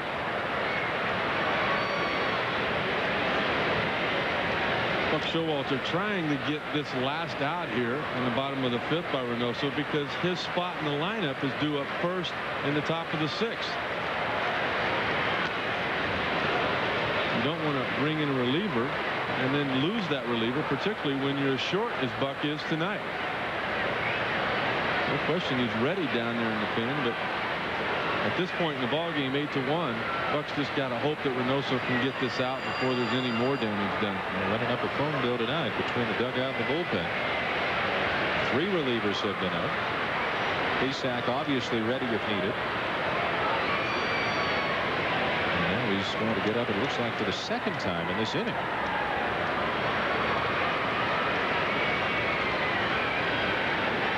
Eight to 1 St. Louis. 3-2 the count on Mike Matheny. And another walk. 3rd of the inning, 4th of the night, given up by Reynoso.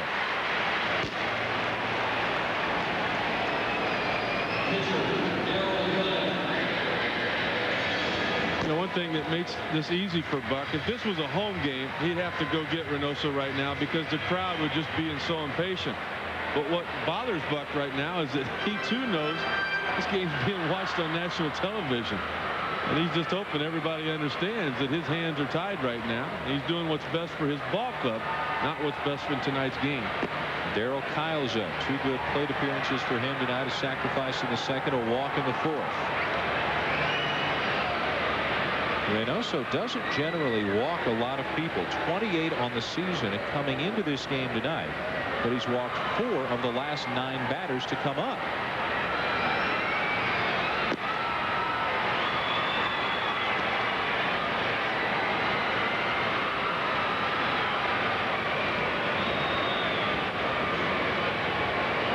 Almost to a man, you can look at the defense behind Reynoso, and in between pitches, they're just kicking the dirt underneath him.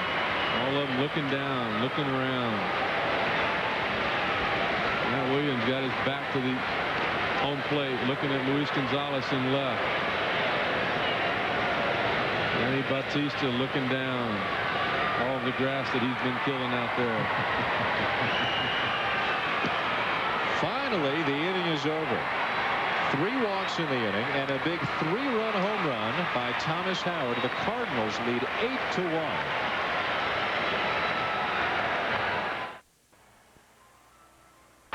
A pinch hitter has come up in Reynoso's spot. Craig Counsell will lead off the 6th inning against Darryl Kyle. Counsell got a start at second base last night for Jay Bell. It's Hanley Frias in there tonight.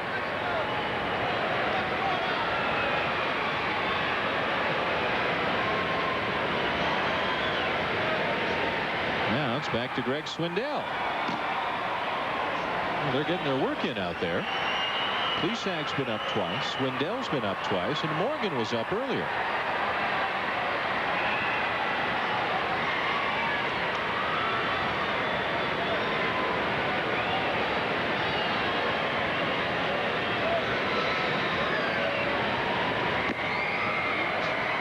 0-1 the count on a counsel. Well, you just think about what it would be like if you had a staff that struggled like Reynoso did out there tonight every night. What it would be like on a bullpen. Why some bullpens are strong at the end of the year and some wear down. Well, that's where a guy like Randy Johnson becomes so important. I mean, there are nights that Randy Johnson pitched, a lot of nights, where the bullpen's not even used. I mean, the phone doesn't even ring. He's so dominant. Darryl Kyle can be that same kind of guy. You take away 3 outings that he's had this year. One of them was in his return to Colorado. Grounded out to second. Nice play by Vina for the first out. Back to Dave Retson. Thank you, Dan. We check in on the Yankees and the Orioles at Camden Yards. This in the 8th. Bernie Williams, the drive, and is it gone? Well, it was, but the umpires say no. Williams ends up with a triple. We'll take a look at this one again. Bernie later scored on a David Justice single. Look, it hits that piping behind the wall. Should have been a homer. As it is, he did score. It's 4-1 Yankees. What an incredible effort out there. I think that it was Luis Matos out in center field for the Orioles. Williams ends up with a triple. He's having an MVP type season, and the Yankees are winning again. They look like they are poised to really make a break in the American League East as Tony Womack bounces one down the right field line, and he's got himself a one-out double.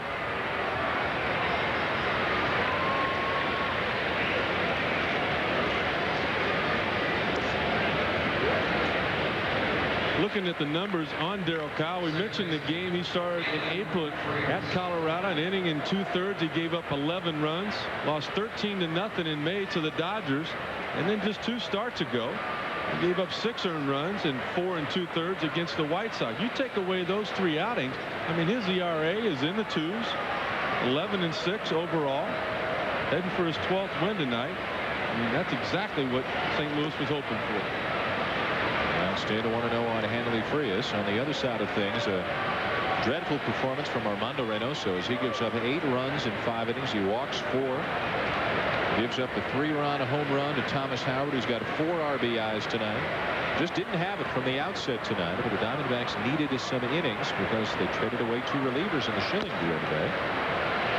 Now the ball to short. Look at Renteria.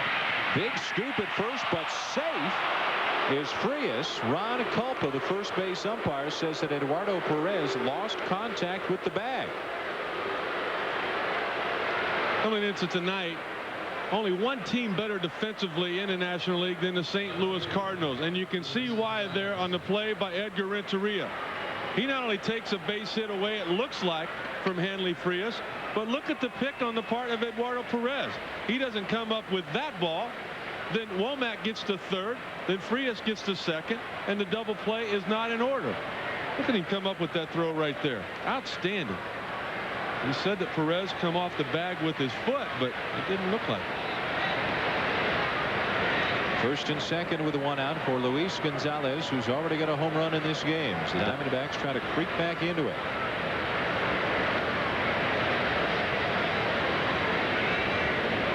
The exaggerated open stance from Gonzalez. More and more players going to it. We talked about Tony Batista earlier. Nobody's got an open stance like he does, but you hardly see anybody with a pronounced closed stance these days. Everybody's opening up.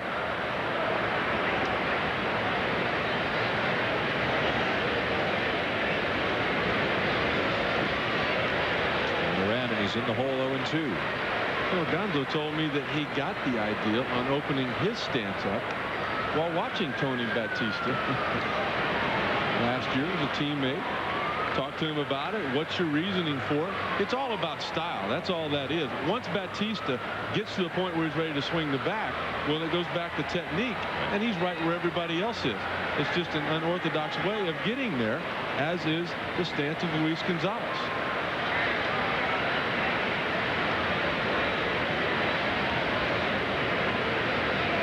Batista was struggling in winter ball a couple of years ago. His team was winning big. Everybody had a hit except him.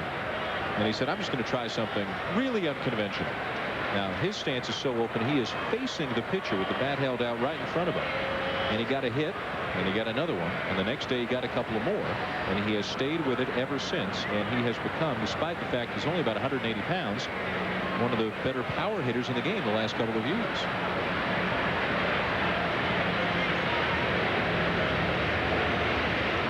Two on Gonzalez with a Womack at second. He can fly, and Frias at first. Only one out. Inside. I think Matheny might have went to the mound there because Tony Womack had been down at second base for 5 or 6 pitches. He's going to give a sequence of signs with a man on second. You can't just put one down as if you do with nobody on base. Womack had seen those sequences several times. He might want to change it. Where Matheny might have got the idea to do that was watching Luis Gonzalez take a curveball earlier in the count down. Darryl Kyle, curveball is something that if you don't know it's coming, you've got to make an effort like you're going to get it. Well, Gonzalez just completely disregarded it, and that's when Matheny went out right away. Matheny told me Darryl Kyle thinks like a catcher. He's very precise in what he wants to do. He's always thinking a couple of pitches ahead, a couple of at-bats back to what's happened last time, and he's got a real good idea of what he wants to do out there. I asked Matheny, so are you just along for the ride following the orders that Kyle's giving? He said, well, it's a combination. It's a good partnership they've developed. A comfort zone has developed between the two of them. And what an opportunity it's been for Matheny to play every day. What an opportunity it's been for Kyle to come to a first-place team and get a chance to rediscover what he had a few years ago. Matheny doesn't care about his offense, does he? He just wants to get that starting pitcher deep into the game. Well, he had a sparkle in his eye when he was talking about the home run off Randy Johnson last night, though, and you can give him that one because it was also Matheny who was robbed by Steve Finley earlier in the game. That incredible catch, but he got his back later on against the big unit.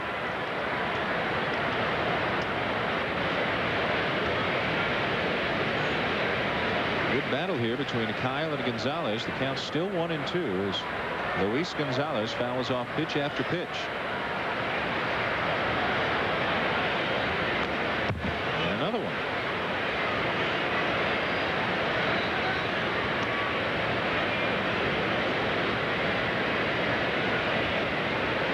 Talking with Darryl Kyle before the game, in this situation here, you'd like to get the ground ball, get it at somebody, the double play, and go sit down. But he says, you know, I'm just not a sinker ball type guy. I've never been able to get the ball, have any kind of downward movement with my fastball.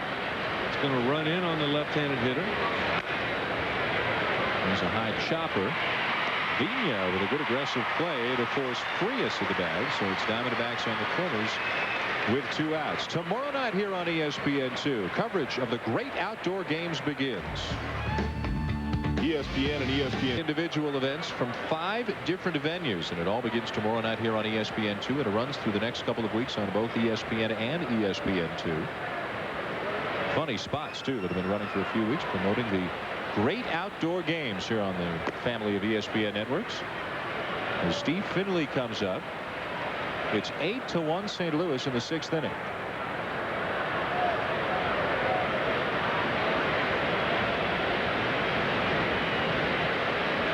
Couple of ground outs for Finley tonight.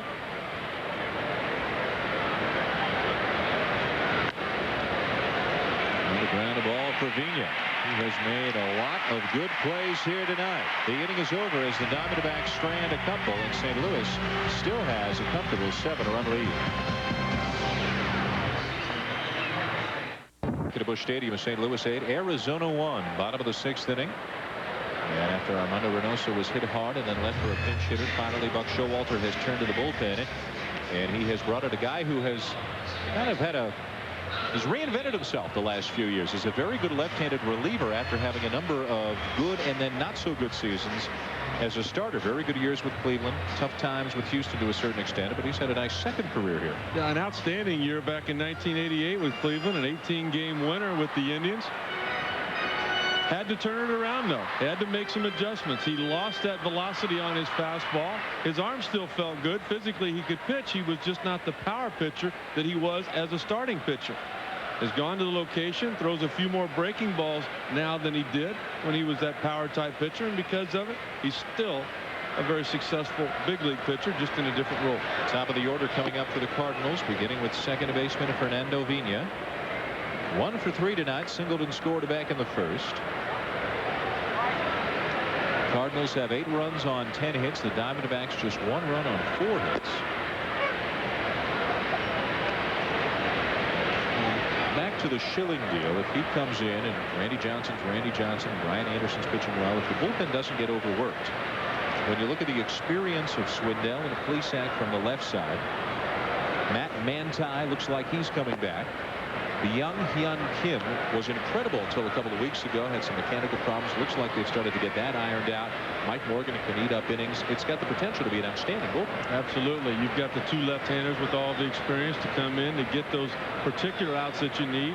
And then Manti back to his form that he had last year. Mile-high pop-up off the bat of Vina. And down the line, they got pretty close to one another as Vina runs around Durazo.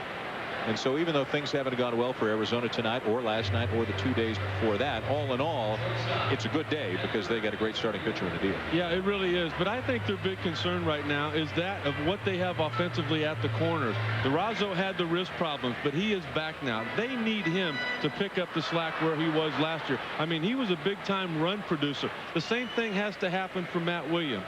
I mean, Matt has just got to get his legs back underneath him. And whether it's best for him out there now or whether it's best for him to rest. Obviously, if they had a big lead, they'd shut him down. Right.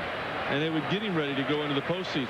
But hey, there's a horse race now. They can't do that. And because of what Matt Williams has accomplished and the kind of a leader and person that he is, if he says, I'm just going to play through it, then they're going to let him play through it. Well, you know what? He's always been a guy that's accountable. And he realizes that he's making a lot of money. He's done a lot of things with that money. He's deferred money, as has Jay Bell, so that they could bring in the big unit, Todd Stottlemyre, Reynoso. Fly ball to deep center field. Back to the edge of the track to make the catch is Finley as Renteria is retired to 2 down. This copyrighted telecast is presented by authority of the Office of the Commissioner of Baseball and may not be reproduced or retransmitted in any form, and the accounts and descriptions of this game may not be disseminated without express written consent. And for more on Major League Baseball, go to MajorLeagueBaseball.com for the most complete baseball coverage on the internet. 2 outs and nobody on in the bottom of the 6th inning, and Jim Edmonds is the batter, and he has had a good night. A couple of hits, including a double, driven in a run and scored twice.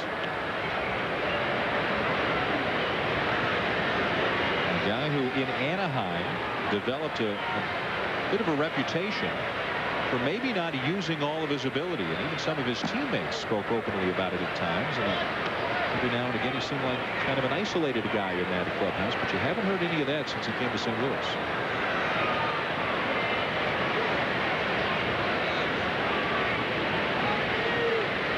Just a highlight reel out in center field. Great line drive hitter, has developed more power, hitting for an average. Striking out a ton this year, but given everything else that he's doing, it's not really effective.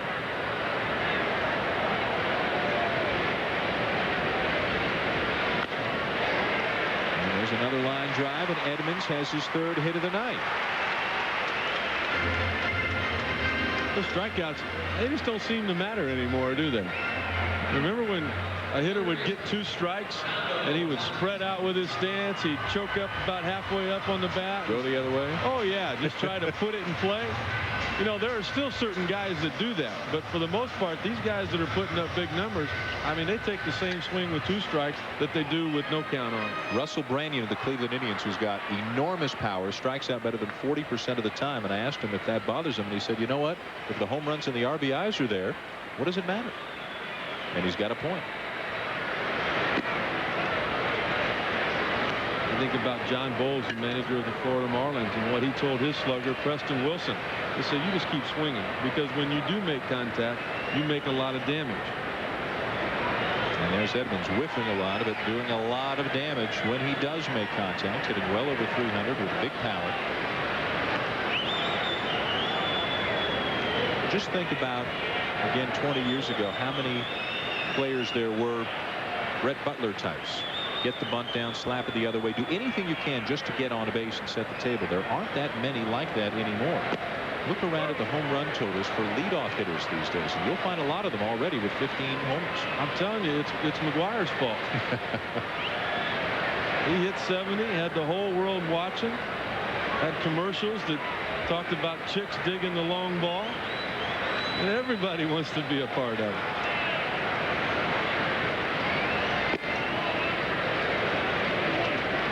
Three and one, the count on Tatis. There's a guy, Tatis, who before he came to St. Louis in about half a season with Texas, hit 3 home runs. That's only 2 years ago. Now he's got tremendous power. Everybody's bulking up. The hitters are getting stronger. The strike zone's gotten smaller. The ballparks have gotten smaller. And the home runs have gone through the roof. You were lucky to get out when you did. But I didn't get out unscathed. Still gave up 250 or so of it.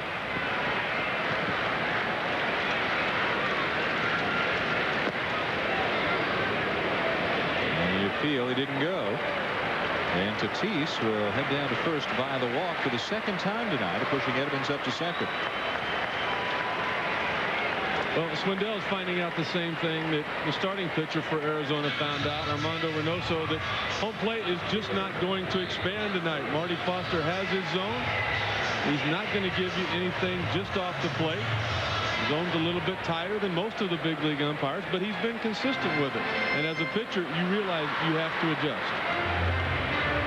Ray Langford is the batter. He walked his last time up. Also has a sacrifice fly and a strikeout.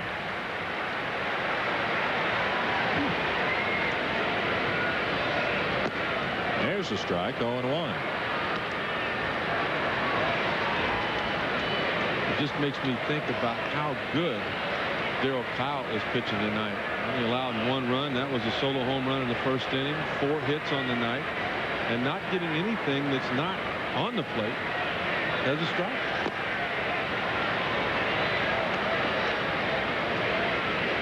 You can see Greg Swindell a little bit frustrated with that pitch there. On the plate, but in Marty Foster's mind, the ball was down. Greg Swindell says, you know what? There's people that call that pitch a strike. Kyle's only walked 2 tonight. One of them was thrown out trying to steal, and the other one was immediately erased on a double play. So even the walks really haven't hurt. Boy, just a defense that St. Louis has been playing all year long, too. That's kind of their secret weapon. Pena back in the last inning, getting a force out at second base, and then playing as deep as he possibly could on Steve Finley, and able to come up with that ground ball. There's strike 3 called. Langford knew it. Inning is over as the Cardinals strand a couple, but they've still got a healthy 8-1 lead.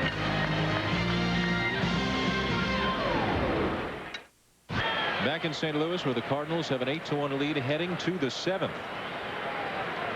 They jumped on the Diamondbacks and Armando Reynoso early. Got 3 in the first, 2 in the third, 3 in the 5th. Darryl Kyle has been outstanding tonight. As Matt Williams bangs a base hit up the middle to lead off the inning. Williams is now 1 for 3. Let's get another update. Busy studio guy tonight. Here's Dave Revson. Thanks a lot, Dan. We check in on the Cubs and the Phillies. This is a game that's been delayed by rain, so they're only in the 4th inning at this point. But Sammy Sosa going deep. That's number 30 for him. A 3-run shot made it 7-3 Chicago. That's where it stands right now, Dan. All right, Dave, thank you. And the Phillies had a busy day off the field as well with the Schilling deal to Arizona. Also dealt Rob Ducey to Toronto. And you would think more to come now that Travis Lee is in the Phillies organization, that maybe Bronya and Gant will be moved between now and the deadline. And Rubio Durazo, ground a ball to second. Vina, Renteria, and back to Perez, the double play.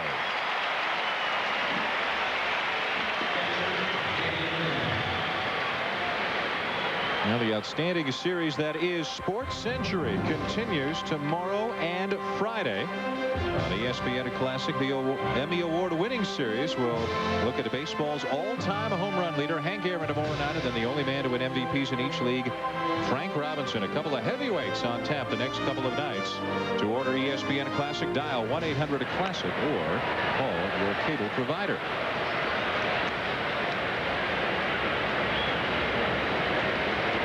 You can see, we're not lying. There are a couple of the heavyweights, 1st and 4th all time. And what about that guy running 7th?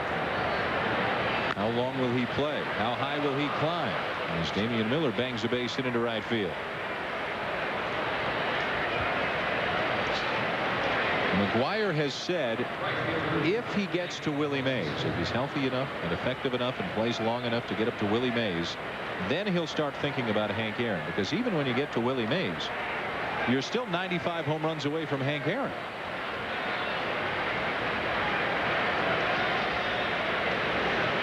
Isn't that amazing? I mean, you know, I didn't get to watch Hank play, or Willie, obviously, or Babe Ruth, but just the fact that you get to watch McGuire play, and his name is amongst those. Renteria, the flip to Vigna. These two guys up the middle of the diamond are making it look easy defensively and giving Darryl Kyle all kinds of welcome support. They start him young here in St. Louis. They pack the joint. Everybody wears red. And the kids are having a good time tonight, and why not? The hometown team is up 8-1 heading to the 7th inning. The hometown team is in 1st right now as the visitors bring in another reliever from the bullpen, Byung-Hyun Kim, who had been the closer for the Diamondbacks until experiencing some control problems, mechanical problems. Matt Manti's come back, has saved a couple, and Kim has had one encouraging outing, had that on the weekend, and they hope he's going to get back to form. Look at the strikeouts to innings pitched. 76 strikeouts in 45 innings. Well, he's one of those guys that I'm sure Bobby Cox, manager of the Braves, also the guy who chose the pitchers for the National League All-Star team, would like to have had on his staff. Numbers that in the past would have gotten you an invitation to the All-Star game, but did not get the opportunity for Kim to go this year. Pinch hitter for the Cardinals is Chris Richard. He is hitting for Eduardo Perez here to begin the 7th.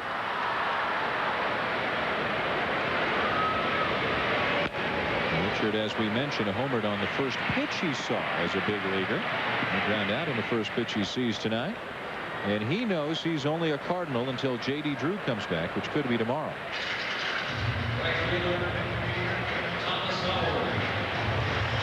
So a quick night for Richard. At least a quick start to his night, unless he winds up staying in the game. Thomas Howard is going to come up. This guy's been the story. And the defense behind him. Well, Kyle getting to go to the All-Star game the 3rd time he's been chosen to represent his league. And there's Thomas Howard, home run and 4 RBIs tonight.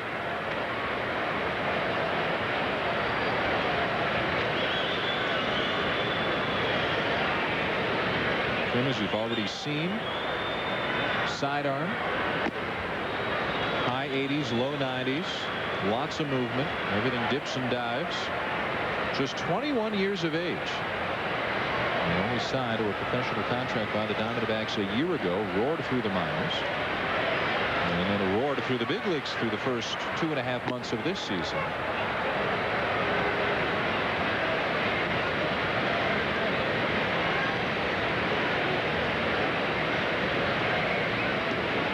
Came to camp this spring battling for the last spot on the staff, and when Manti opened the season with some bicep tendonitis, Kim pretty quickly became the closer and just overpowered people through the first couple of months before losing his control.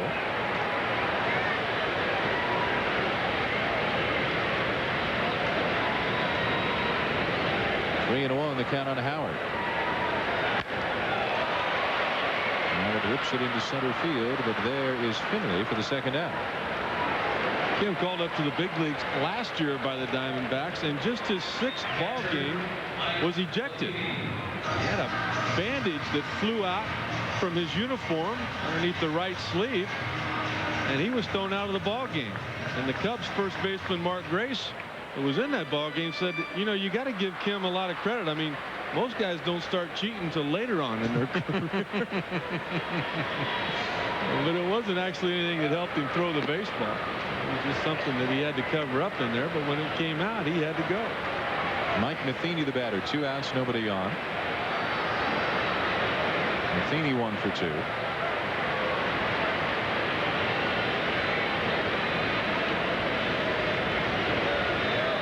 My favorite story about Kim is a few years ago when he's pitching for Korea in the Asian Games, and they reached the championship game. And he is told that if he wins the game, he will have his mandatory military service deferred. Now that's pressure, knowing that you get out of your Army stint if you win the ball game, and he won it. And that's why he was freed up at such a young age to come over to North America, and here he is in the big leagues at only the age of 21.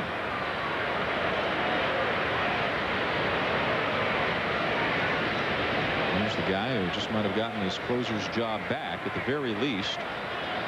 What a duo Buck Showalter has. If Manti's arm problems are okay, and if Kim's control problems are okay, and Kim was better than okay this inning. The Cardinals are gone in the 7th.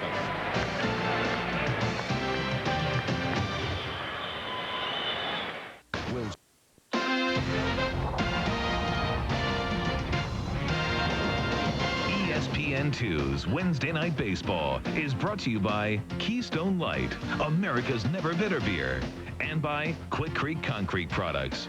No one makes it easier than Quikrete. Nothing like a good seat and a freebie to put a smile on a young man's face at the ball game.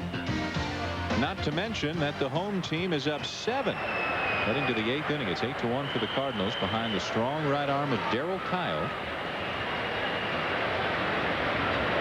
Chris Richard, after pinch hitting, will stay in the game at first base. And a pinch hitter up for the Diamondbacks right now. This is Greg Colbert.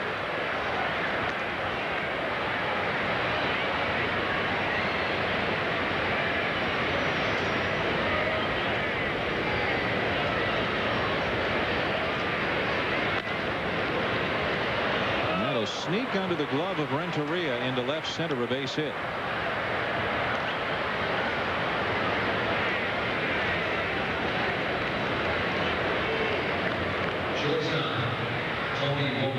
Record of 11-6, a little bit deceiving. Had Darryl Kyle received a little bit more run support, 11 win total could be a lot higher than that. 4.8 runs on the year coming into tonight's game for Darryl Kyle. That's the lowest total of any St. Louis Cardinal starter. Heathcliff Slocum now throwing in the Cardinals pen. Kyle right about 100 pitches right now. Well, he established that fastball on the inner half of the plate. You know in the back of your mind he's always got the curveball, but he moved a couple of guys off the plate, and now the last couple of times he's just simply been able to go away, change speeds out there, and he's gotten a lot of ground balls.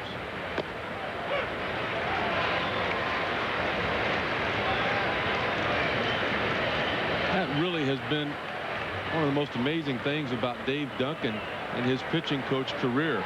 He took guys when he was in Oakland that were having problems. Dave Stewart, Dennis Eckersley, Bob Welch, got them turned around. And now he's done the same thing with Darryl Kyle. Pat Hinkin struggled last year. Andy Bennis struggled once he left St. Louis. You think about Kent Bottenfield last year. How did he win 18 games? Well, what Dave Duncan did was convince him, you're not a fastball pitcher. You have got to throw off-speed stuff when you're behind in the count. He did just the opposite with Darryl Kyle. You are a fastball. You have to establish, and for the most part all year, Kyle has done that. 2-1 the count, and it's slapped foul off the bat of Womack. 2 balls and 2 strikes. There might be as many as 28 teams, maybe 27 now, with Schilling coming to Arizona, who are out there looking for starting pitching. But the St. Louis Cardinals know they don't have to go out and get a starting pitcher. The Seattle Mariners know they don't have to go out and get a starting pitcher. And Arizona may feel that way now. But as Tony La Russa says, there are still other needs they want to address. But what a luxury to not have to be in the market looking for a starter when so many other teams are trying to get the very same thing.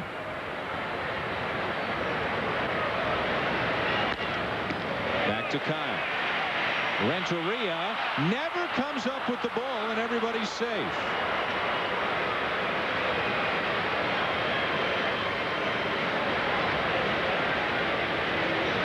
Darryl Kyle throws 2 of the better sinking fastballs of the night. The problem is this one sinks a little bit. Now watch this one sink that he throws to Renteria. Look at the downward movement there. The shortstop looking for something about chest high. He did not get that. Might have been able to hold on to the baseball, but when he tried to hold on to the ball, find the bag, get out of the way of the runner at the same time, he was not able to do any of the 3. The error on the play is charged to Kyle. So there are runners at first and second with nobody out. And the batter will be Hanley Frias.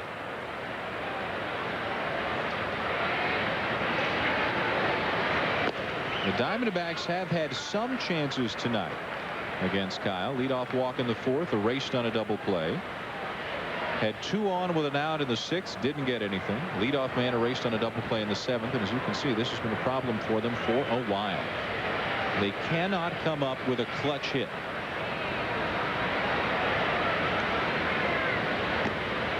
Going around is Frias. It's 0-2. Well, there's people that are wondering if last year was a fluke for the Arizona Diamondbacks. Offensively, they had 4 guys with 100 RBIs: Bell, Finley, Gonzalez, and Matt.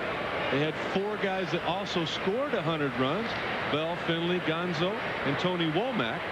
Matt Williams just missing out with 98 runs scored. That's all for Frias.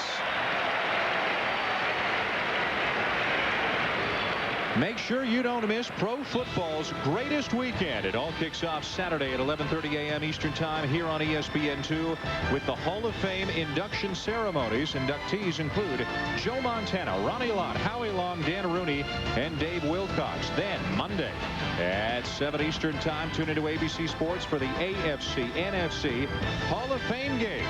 Drew Bledsoe and the Patriots, Jerry Rice and the 49ers, Al, Dan, and Dennis in the booth.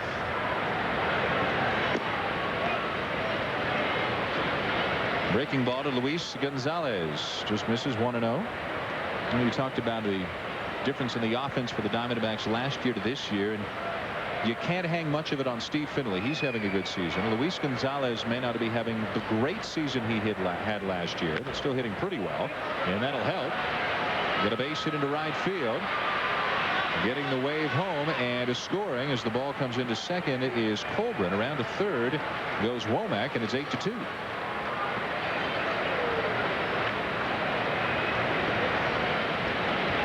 Matheny will come out and talk to the starting pitcher, Darryl Kyle. Just try to calm him down a little bit. Darryl visibly upset that the run scored. Knows that not only did he make the mistake on the pitch to Gonzalez to let him drive it in, but he made a bigger mistake back on the ground ball that Tony Womack hit to him. Could have been a double play. And then the strikeout with Frias, the inning over. But because of the error on the throw, the inning continues. First and third, 1 out for Finley. 0 for 3, all on groundouts tonight. Both Arizona RBIs tonight belong to Luis Gonzalez.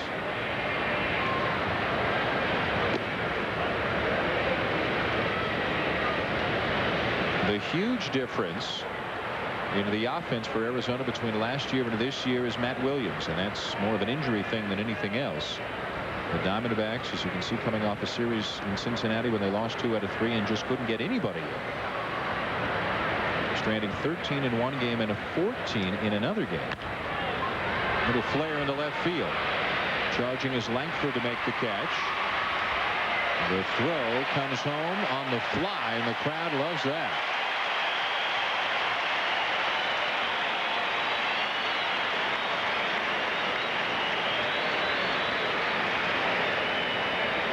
Langford's always had that speed to outrun the baseball. Comes in and gets to it, and then doesn't even hesitate. Makes a strong throw. Don't worry about whether Tony Womack is going to try to score or not. Make the throw and then see what happens. So 2 outs with men on the corners. And here's Matt Williams. Had a base hit his last time up, but he needs a base hit to bring in a run. He's got only 7 RBIs this season in 140 at-bats.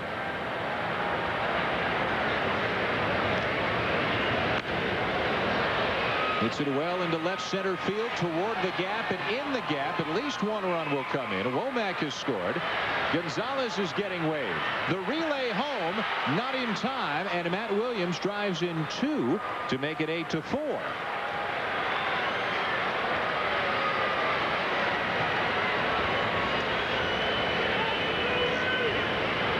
Well, just like that trade that they made for Curt Schilling took pressure off the rest of the ball club, it might have taken a little bit off of Matt Williams tonight. He has hit the ball hard all 4 times. And look at Mike Matheny right there. Even with a 4-run lead, 5-run lead before this run came in, trying to do what he can to help the starting pitcher. Gonzalez going hard. Going to be a close play only because Matheny there, see him drop the knee to try to block the plate. Had he been able to come up with the baseball, he might have saved the run and kept Darryl Kyle in the ball game. Instead, Gonzalez was able to knock the ball loose, slide underneath the knee. It might be the end of the night for Darryl Kyle. Dave Duncan to the mound. Heathcliff Slocum more than ready. Kyle will stay.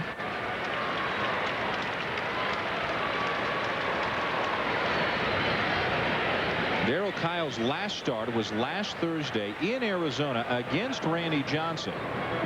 They dueled back and forth through 8 innings with Kyle and the Cardinals holding a 2-1 lead at that point. Tony La Russa went to his closer Dave Veers, and Tony Womack, of all people, hit a game-winning 2-run homer in the bottom of the 9th, denying Kyle the win. Here a little bit more of a comfort zone. Still a 4-run lead. Durazo with a ground ball for Vigna. And that will be the inning.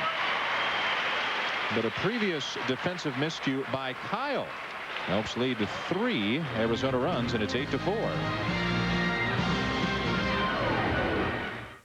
The Diamondbacks have made it closer. 8-4, bottom of the 8th. 4th pitcher of the night for Arizona, 38-year-old left-hander Dan Plesac, who will come out to work the bottom of the 8th inning. A left-handed specialist.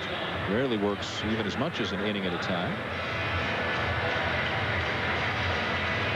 And the first batter he's going to face, it turns out, will be Darryl Kyle, because Kyle between innings went to the pitching coach, went to the manager, said, you know what, I make a better throw to second, I get out of the inning, leave me in the game. And you know what, that's what a #1 starter does. The manager's got to have confidence in him, and if you feel like you've got enough to finish the ball game, you're supposed to tell him, don't be satisfied with just going 8 innings. And that's the way Darryl Kyle has been. I mean, this is their #1 guy. He leads them in wins after tonight. He leads them in game starts, innings, strikeouts. And you go back to his success, or whatever it was, back in the postseason of '97. He lost the game to the Atlanta Braves as a member of the Houston Astros, but pitched well. 7 strong innings, gave up a couple of runs, but was outdueled by Greg Maddux. That's one of those things where Tony La Russa and Dave Duncan, you know, Darryl Kyle knows a lot about them, but now they're getting to know a lot about him. He has thrown only 1 complete game this season. That was against Kansas City back on June the 7th, and now he's going to run the bases a little bit as Plesac walks him on 4 pitches. And then one of those nights for Buck Showalter. Reynoso didn't have it tonight. He walked 4, gave up 8 runs through 5 innings. Swindell went a shutout inning but walked a batter. Kim went an inning, and now Plesac here in the 8th. Back to the top of the order for Vigna.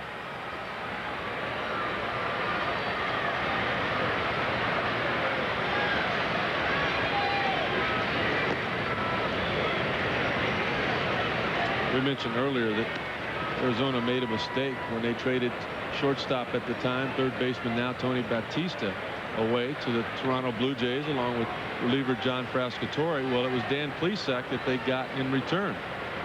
Plesac did a nice job for him. He's a veteran. He's always tough on left-handed hitters, but he's not going to be an all-star third baseman the next couple of years, which is what Batista looks to be. The funny part about the trade is Plesac has trouble throwing strikes and will now get a visit. It really appeared to be the Blue Jays who were dealing from weakness because Alex Gonzalez was hurt. He had a bad shoulder. They needed a shortstop, so they went out and got a Batista. It was Toronto who appeared to be desperate to fill a need more than Arizona.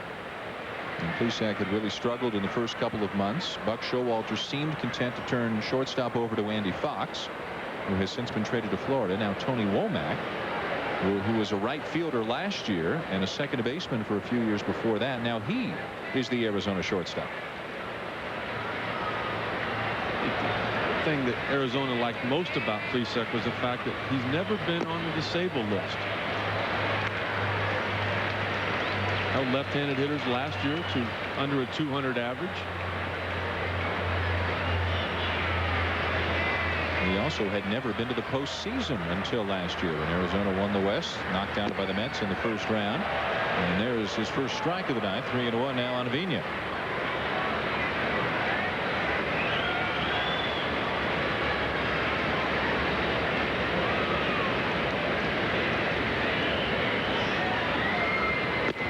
inside as he walks 2 in a row to begin the inning, and that has been a big problem for him this year. Plesac has now walked 20 in 22 1/3 innings. You know, I think that the Curt Schilling trade might have taken the Diamondbacks out of this game, because as you mentioned earlier, Dan, they were a little bit short in the bullpen. And after Reynoso gave up 5 runs in the first 3 innings, when he walked 2 guys after getting Jim Edmonds out to lead off the 5th, had Buck Showalter had a strong pen, that might have been it on the night. But instead he left him in. He was able to retire Eduardo Perez, and then Thomas Howard hit the big 3-run homer. It puts us in the position we are now. Which is 8-4 St. Louis, bottom of the 8th. Edgar Renteria takes it outside of ball 1.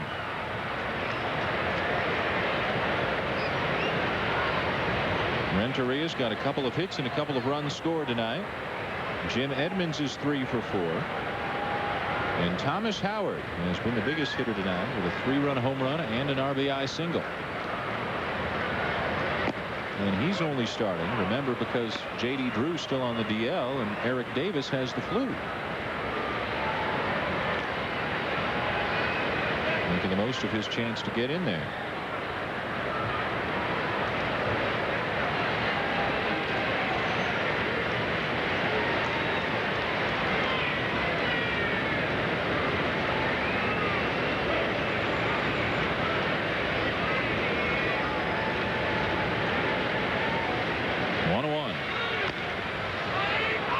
To third, there's one, and across the diamond for the double play. And change the complexion of the inning in a hurry. And it will change the pace at which Mike Morgan is warming up in the bullpen now for the Arizona Diamondbacks. Before that last pitch, I mean, he was going as quick as he could. Now he'll probably be able to relax a little bit.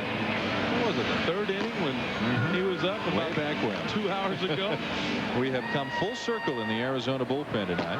I mean, that's asking a lot out of anybody, let alone a guy that's been around as long as Mike has. Jim Edmonds, the batter, already 3 for 4. Morgan describes himself as a freak of nature. He says, I don't have to ice my arm. It never hurts. I'm just lucky.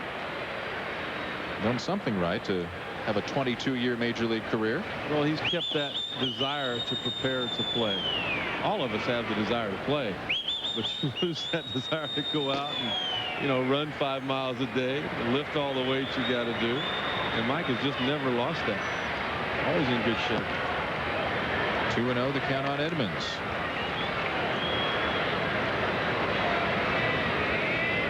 It was Edmonds who faced Plesac in last night's game and drew a walk. Plesac came out. Russ Springer came in and gave up the grand slam to Fernando Tatis. St. Louis won 7-3 last night, leading 8-4 tonight. Tomorrow night, Rick Ankiel against Geraldo Guzman to wrap up the series. And Arizona is off to Florida. St. Louis is headed to New York to take on the Mets.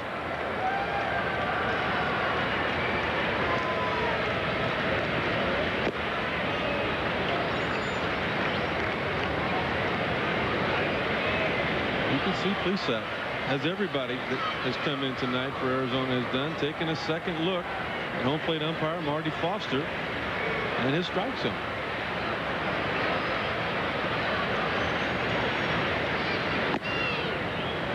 Third walk he's given up this inning. 2 on and 2 out as we send you back to Dave Revson, who's got another update.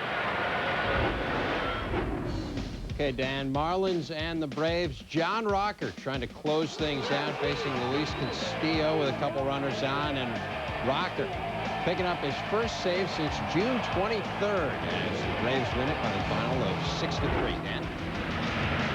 All right, Dave, thank you. Dan Plesac just couldn't find the strike zone at 3 walks in the inning. He will leave. Pitching change coming up as Mike Morgan will come in for the Diamondbacks. Back to St. Louis. Dan Shulman and Rick Sutcliffe with you. It's the Cardinals leading the Diamondbacks 8-4. It was 8-1 until an inning ago. Arizona making it a little bit closer. An error by Darryl Kyle leading to 3 unearned runs. But now the Cardinals threatening to add to their lead with 2 on and 2 out. Mike Morgan On to face Fernando Tatis.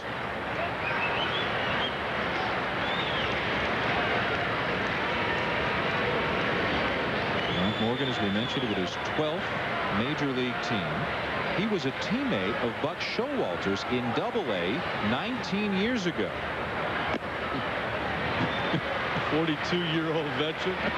Part of the reason Buck might have kept him around is that he makes this veteran ball club of Arizona feel young. There's a lot of these guys 10 years in the big leagues that watched Mike when they were in high school. I'll tell you what, he was in the major leagues before young Kim was born. Kim is 21, and Morgan was a week out of high school back in 1978 when he was rushed to the majors with the Oakland A's. I wonder even if he could rhyme off all 12 teams he's played for. I bet he could. He's still got that same enthusiasm, too, that he had as an 18-year-old. 3-1 the count on Tatis. Buck said earlier this spring, he said the reason I kept him is because I knew what I was getting. A guy that will take the ball at any time, throw as long as you want, one of those staff saver type guys.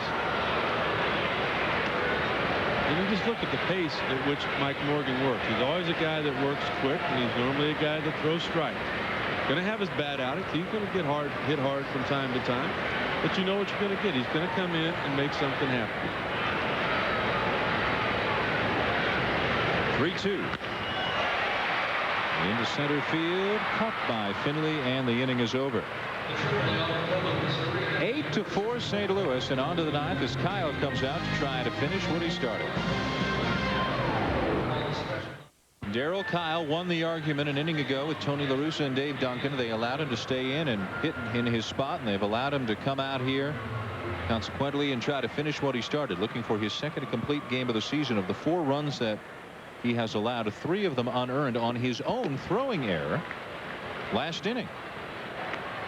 It would be the 5th complete game of the year for the Cardinals, and that would tie their high of all of last year. And the difference a year makes in the starting rotation. And what a difference a rotation can make and how the whole team looks. That's what Rick was referring to. They are an inning away from matching last season's total, with still better than 2 months to go. Just a little bit low. 3-0. And Damian Miller, and just in case, Cliff Slocum, who was off last inning, continues to throw.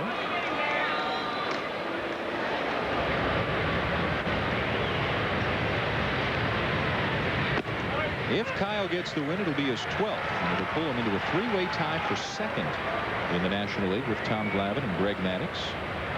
3 back of Randy Johnson. 3-2. David Wells became the first 16-game winner in the majors today.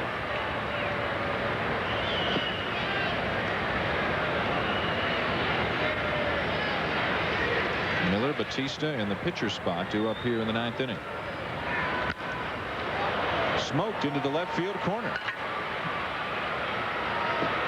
Played quickly out there by Langford. Throws way off line. Miller will stop at second.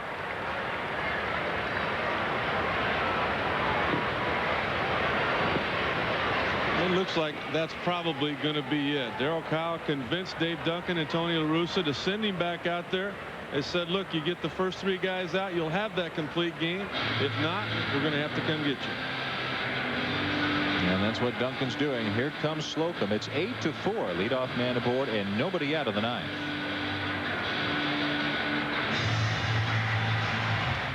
Darryl Kyle couldn't complete it, but he has certainly put the Cardinals in a position to win it, going 8 innings plus a batter tonight, giving up the double to Damian Miller to start the 9th. Just 1 of the 4 runs earned.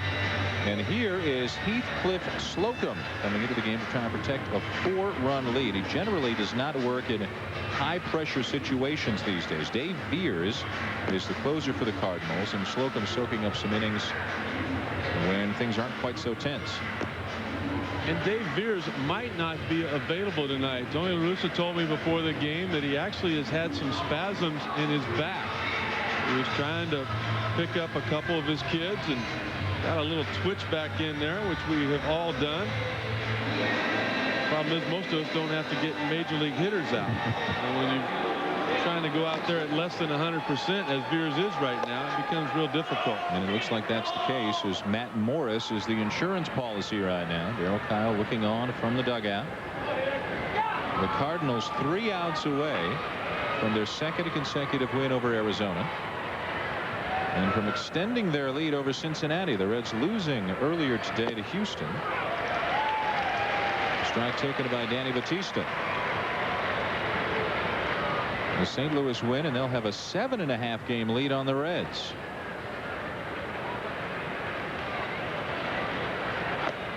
And Arizona lost, and once again they'll have to wait for the outcome of the Giants-Padres game to see if they're still alone in first or tied for first. And right now we've got a 1-0 San Diego lead in the 5th. Swing and a miss, 1-2. Slocum always had a lot of movement to his pitches. Nothing he throws is straight. His fastball will run away from a right-handed hitter. A little sinking fastball he can run back from time to time, but a lot of sliders.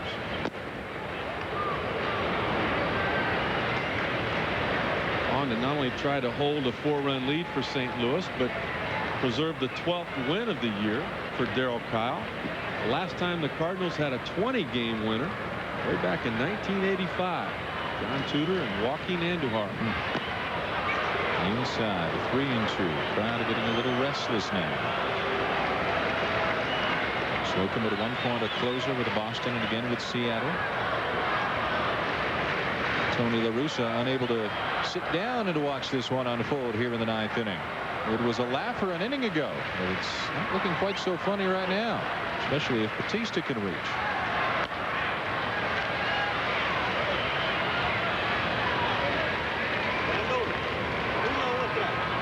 Well, you thought with an 8-run output, the St. Louis Cardinals had this game at hand. They had a couple of opportunities to even add more back in the 6th, back in the 8th inning, but not able to do any more damage since the 5th. And because of that, Arizona getting a little bit of momentum into their dugout.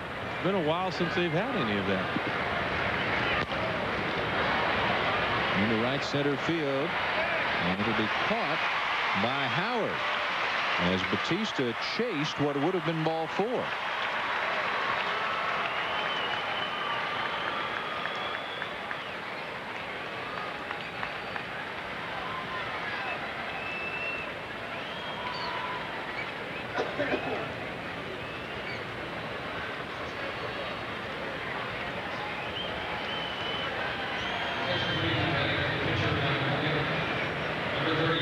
Here's the schedule that Joe Garagiola, the GM of the Diamondbacks, referred to earlier when he was asked about the trade. He said, well, look at who we have to play. A couple of series each with the Dodgers and Giants, the 2 teams closest to them in the standings. Very few off days. No such thing as too much pitching. But don't you think that's the way it should be? I mean, divisions should be decided in the month of September between themselves. And more of an unbalanced schedule will be in effect next year when teams will play even more games within their own division. The pinch hitter is Alex Cabrera.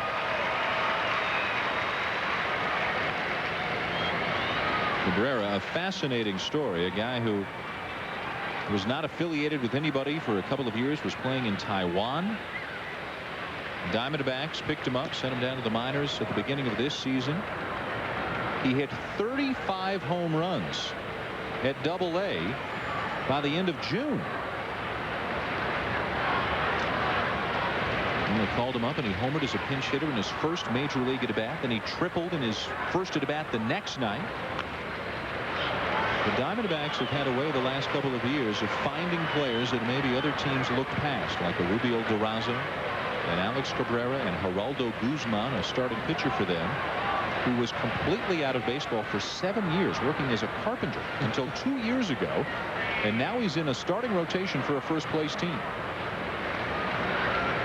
So it's not all Jerry Colangelo throwing the money around. There are some other key parts of this team as well. Line drive into center field for the second out.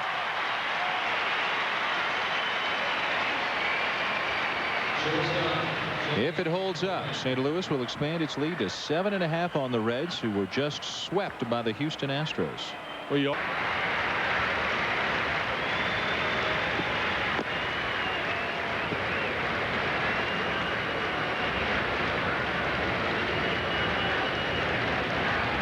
looking for win number 12. He'd go to 12-6 if Slocum can finish it off. Reynoso would fall to 7-7. The big story, of course, the Diamondbacks acquiring Curt Schilling. That's the main story for Arizona here tonight. The big story for St. Louis. Another good start. They just keep getting them. There it is. Just an outstanding start for Darryl Kyle tonight. His 12th win of the year. 7 terrific innings. Ran into a little bit of trouble in the 8th, but already had enough offense to pick up the victory.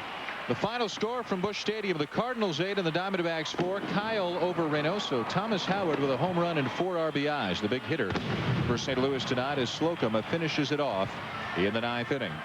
Don't miss Sunday night of baseball over on ESPN. The Chicago White Sox, led by Big Frank Thomas, travel to Anaheim to take on the Angels at 8 Eastern Sunday on ESPN. Coming up next, it's NBA Summer Hoops. This has been a presentation of ESPN, the worldwide leader in sports. For more, log on to ESPN.com, part of the Go Network at Go.com. For Rick Sutcliffe, I'm Dan Schulman. Thanks for watching. St. Louis wins. Next up, it's NBA Summer Hoops.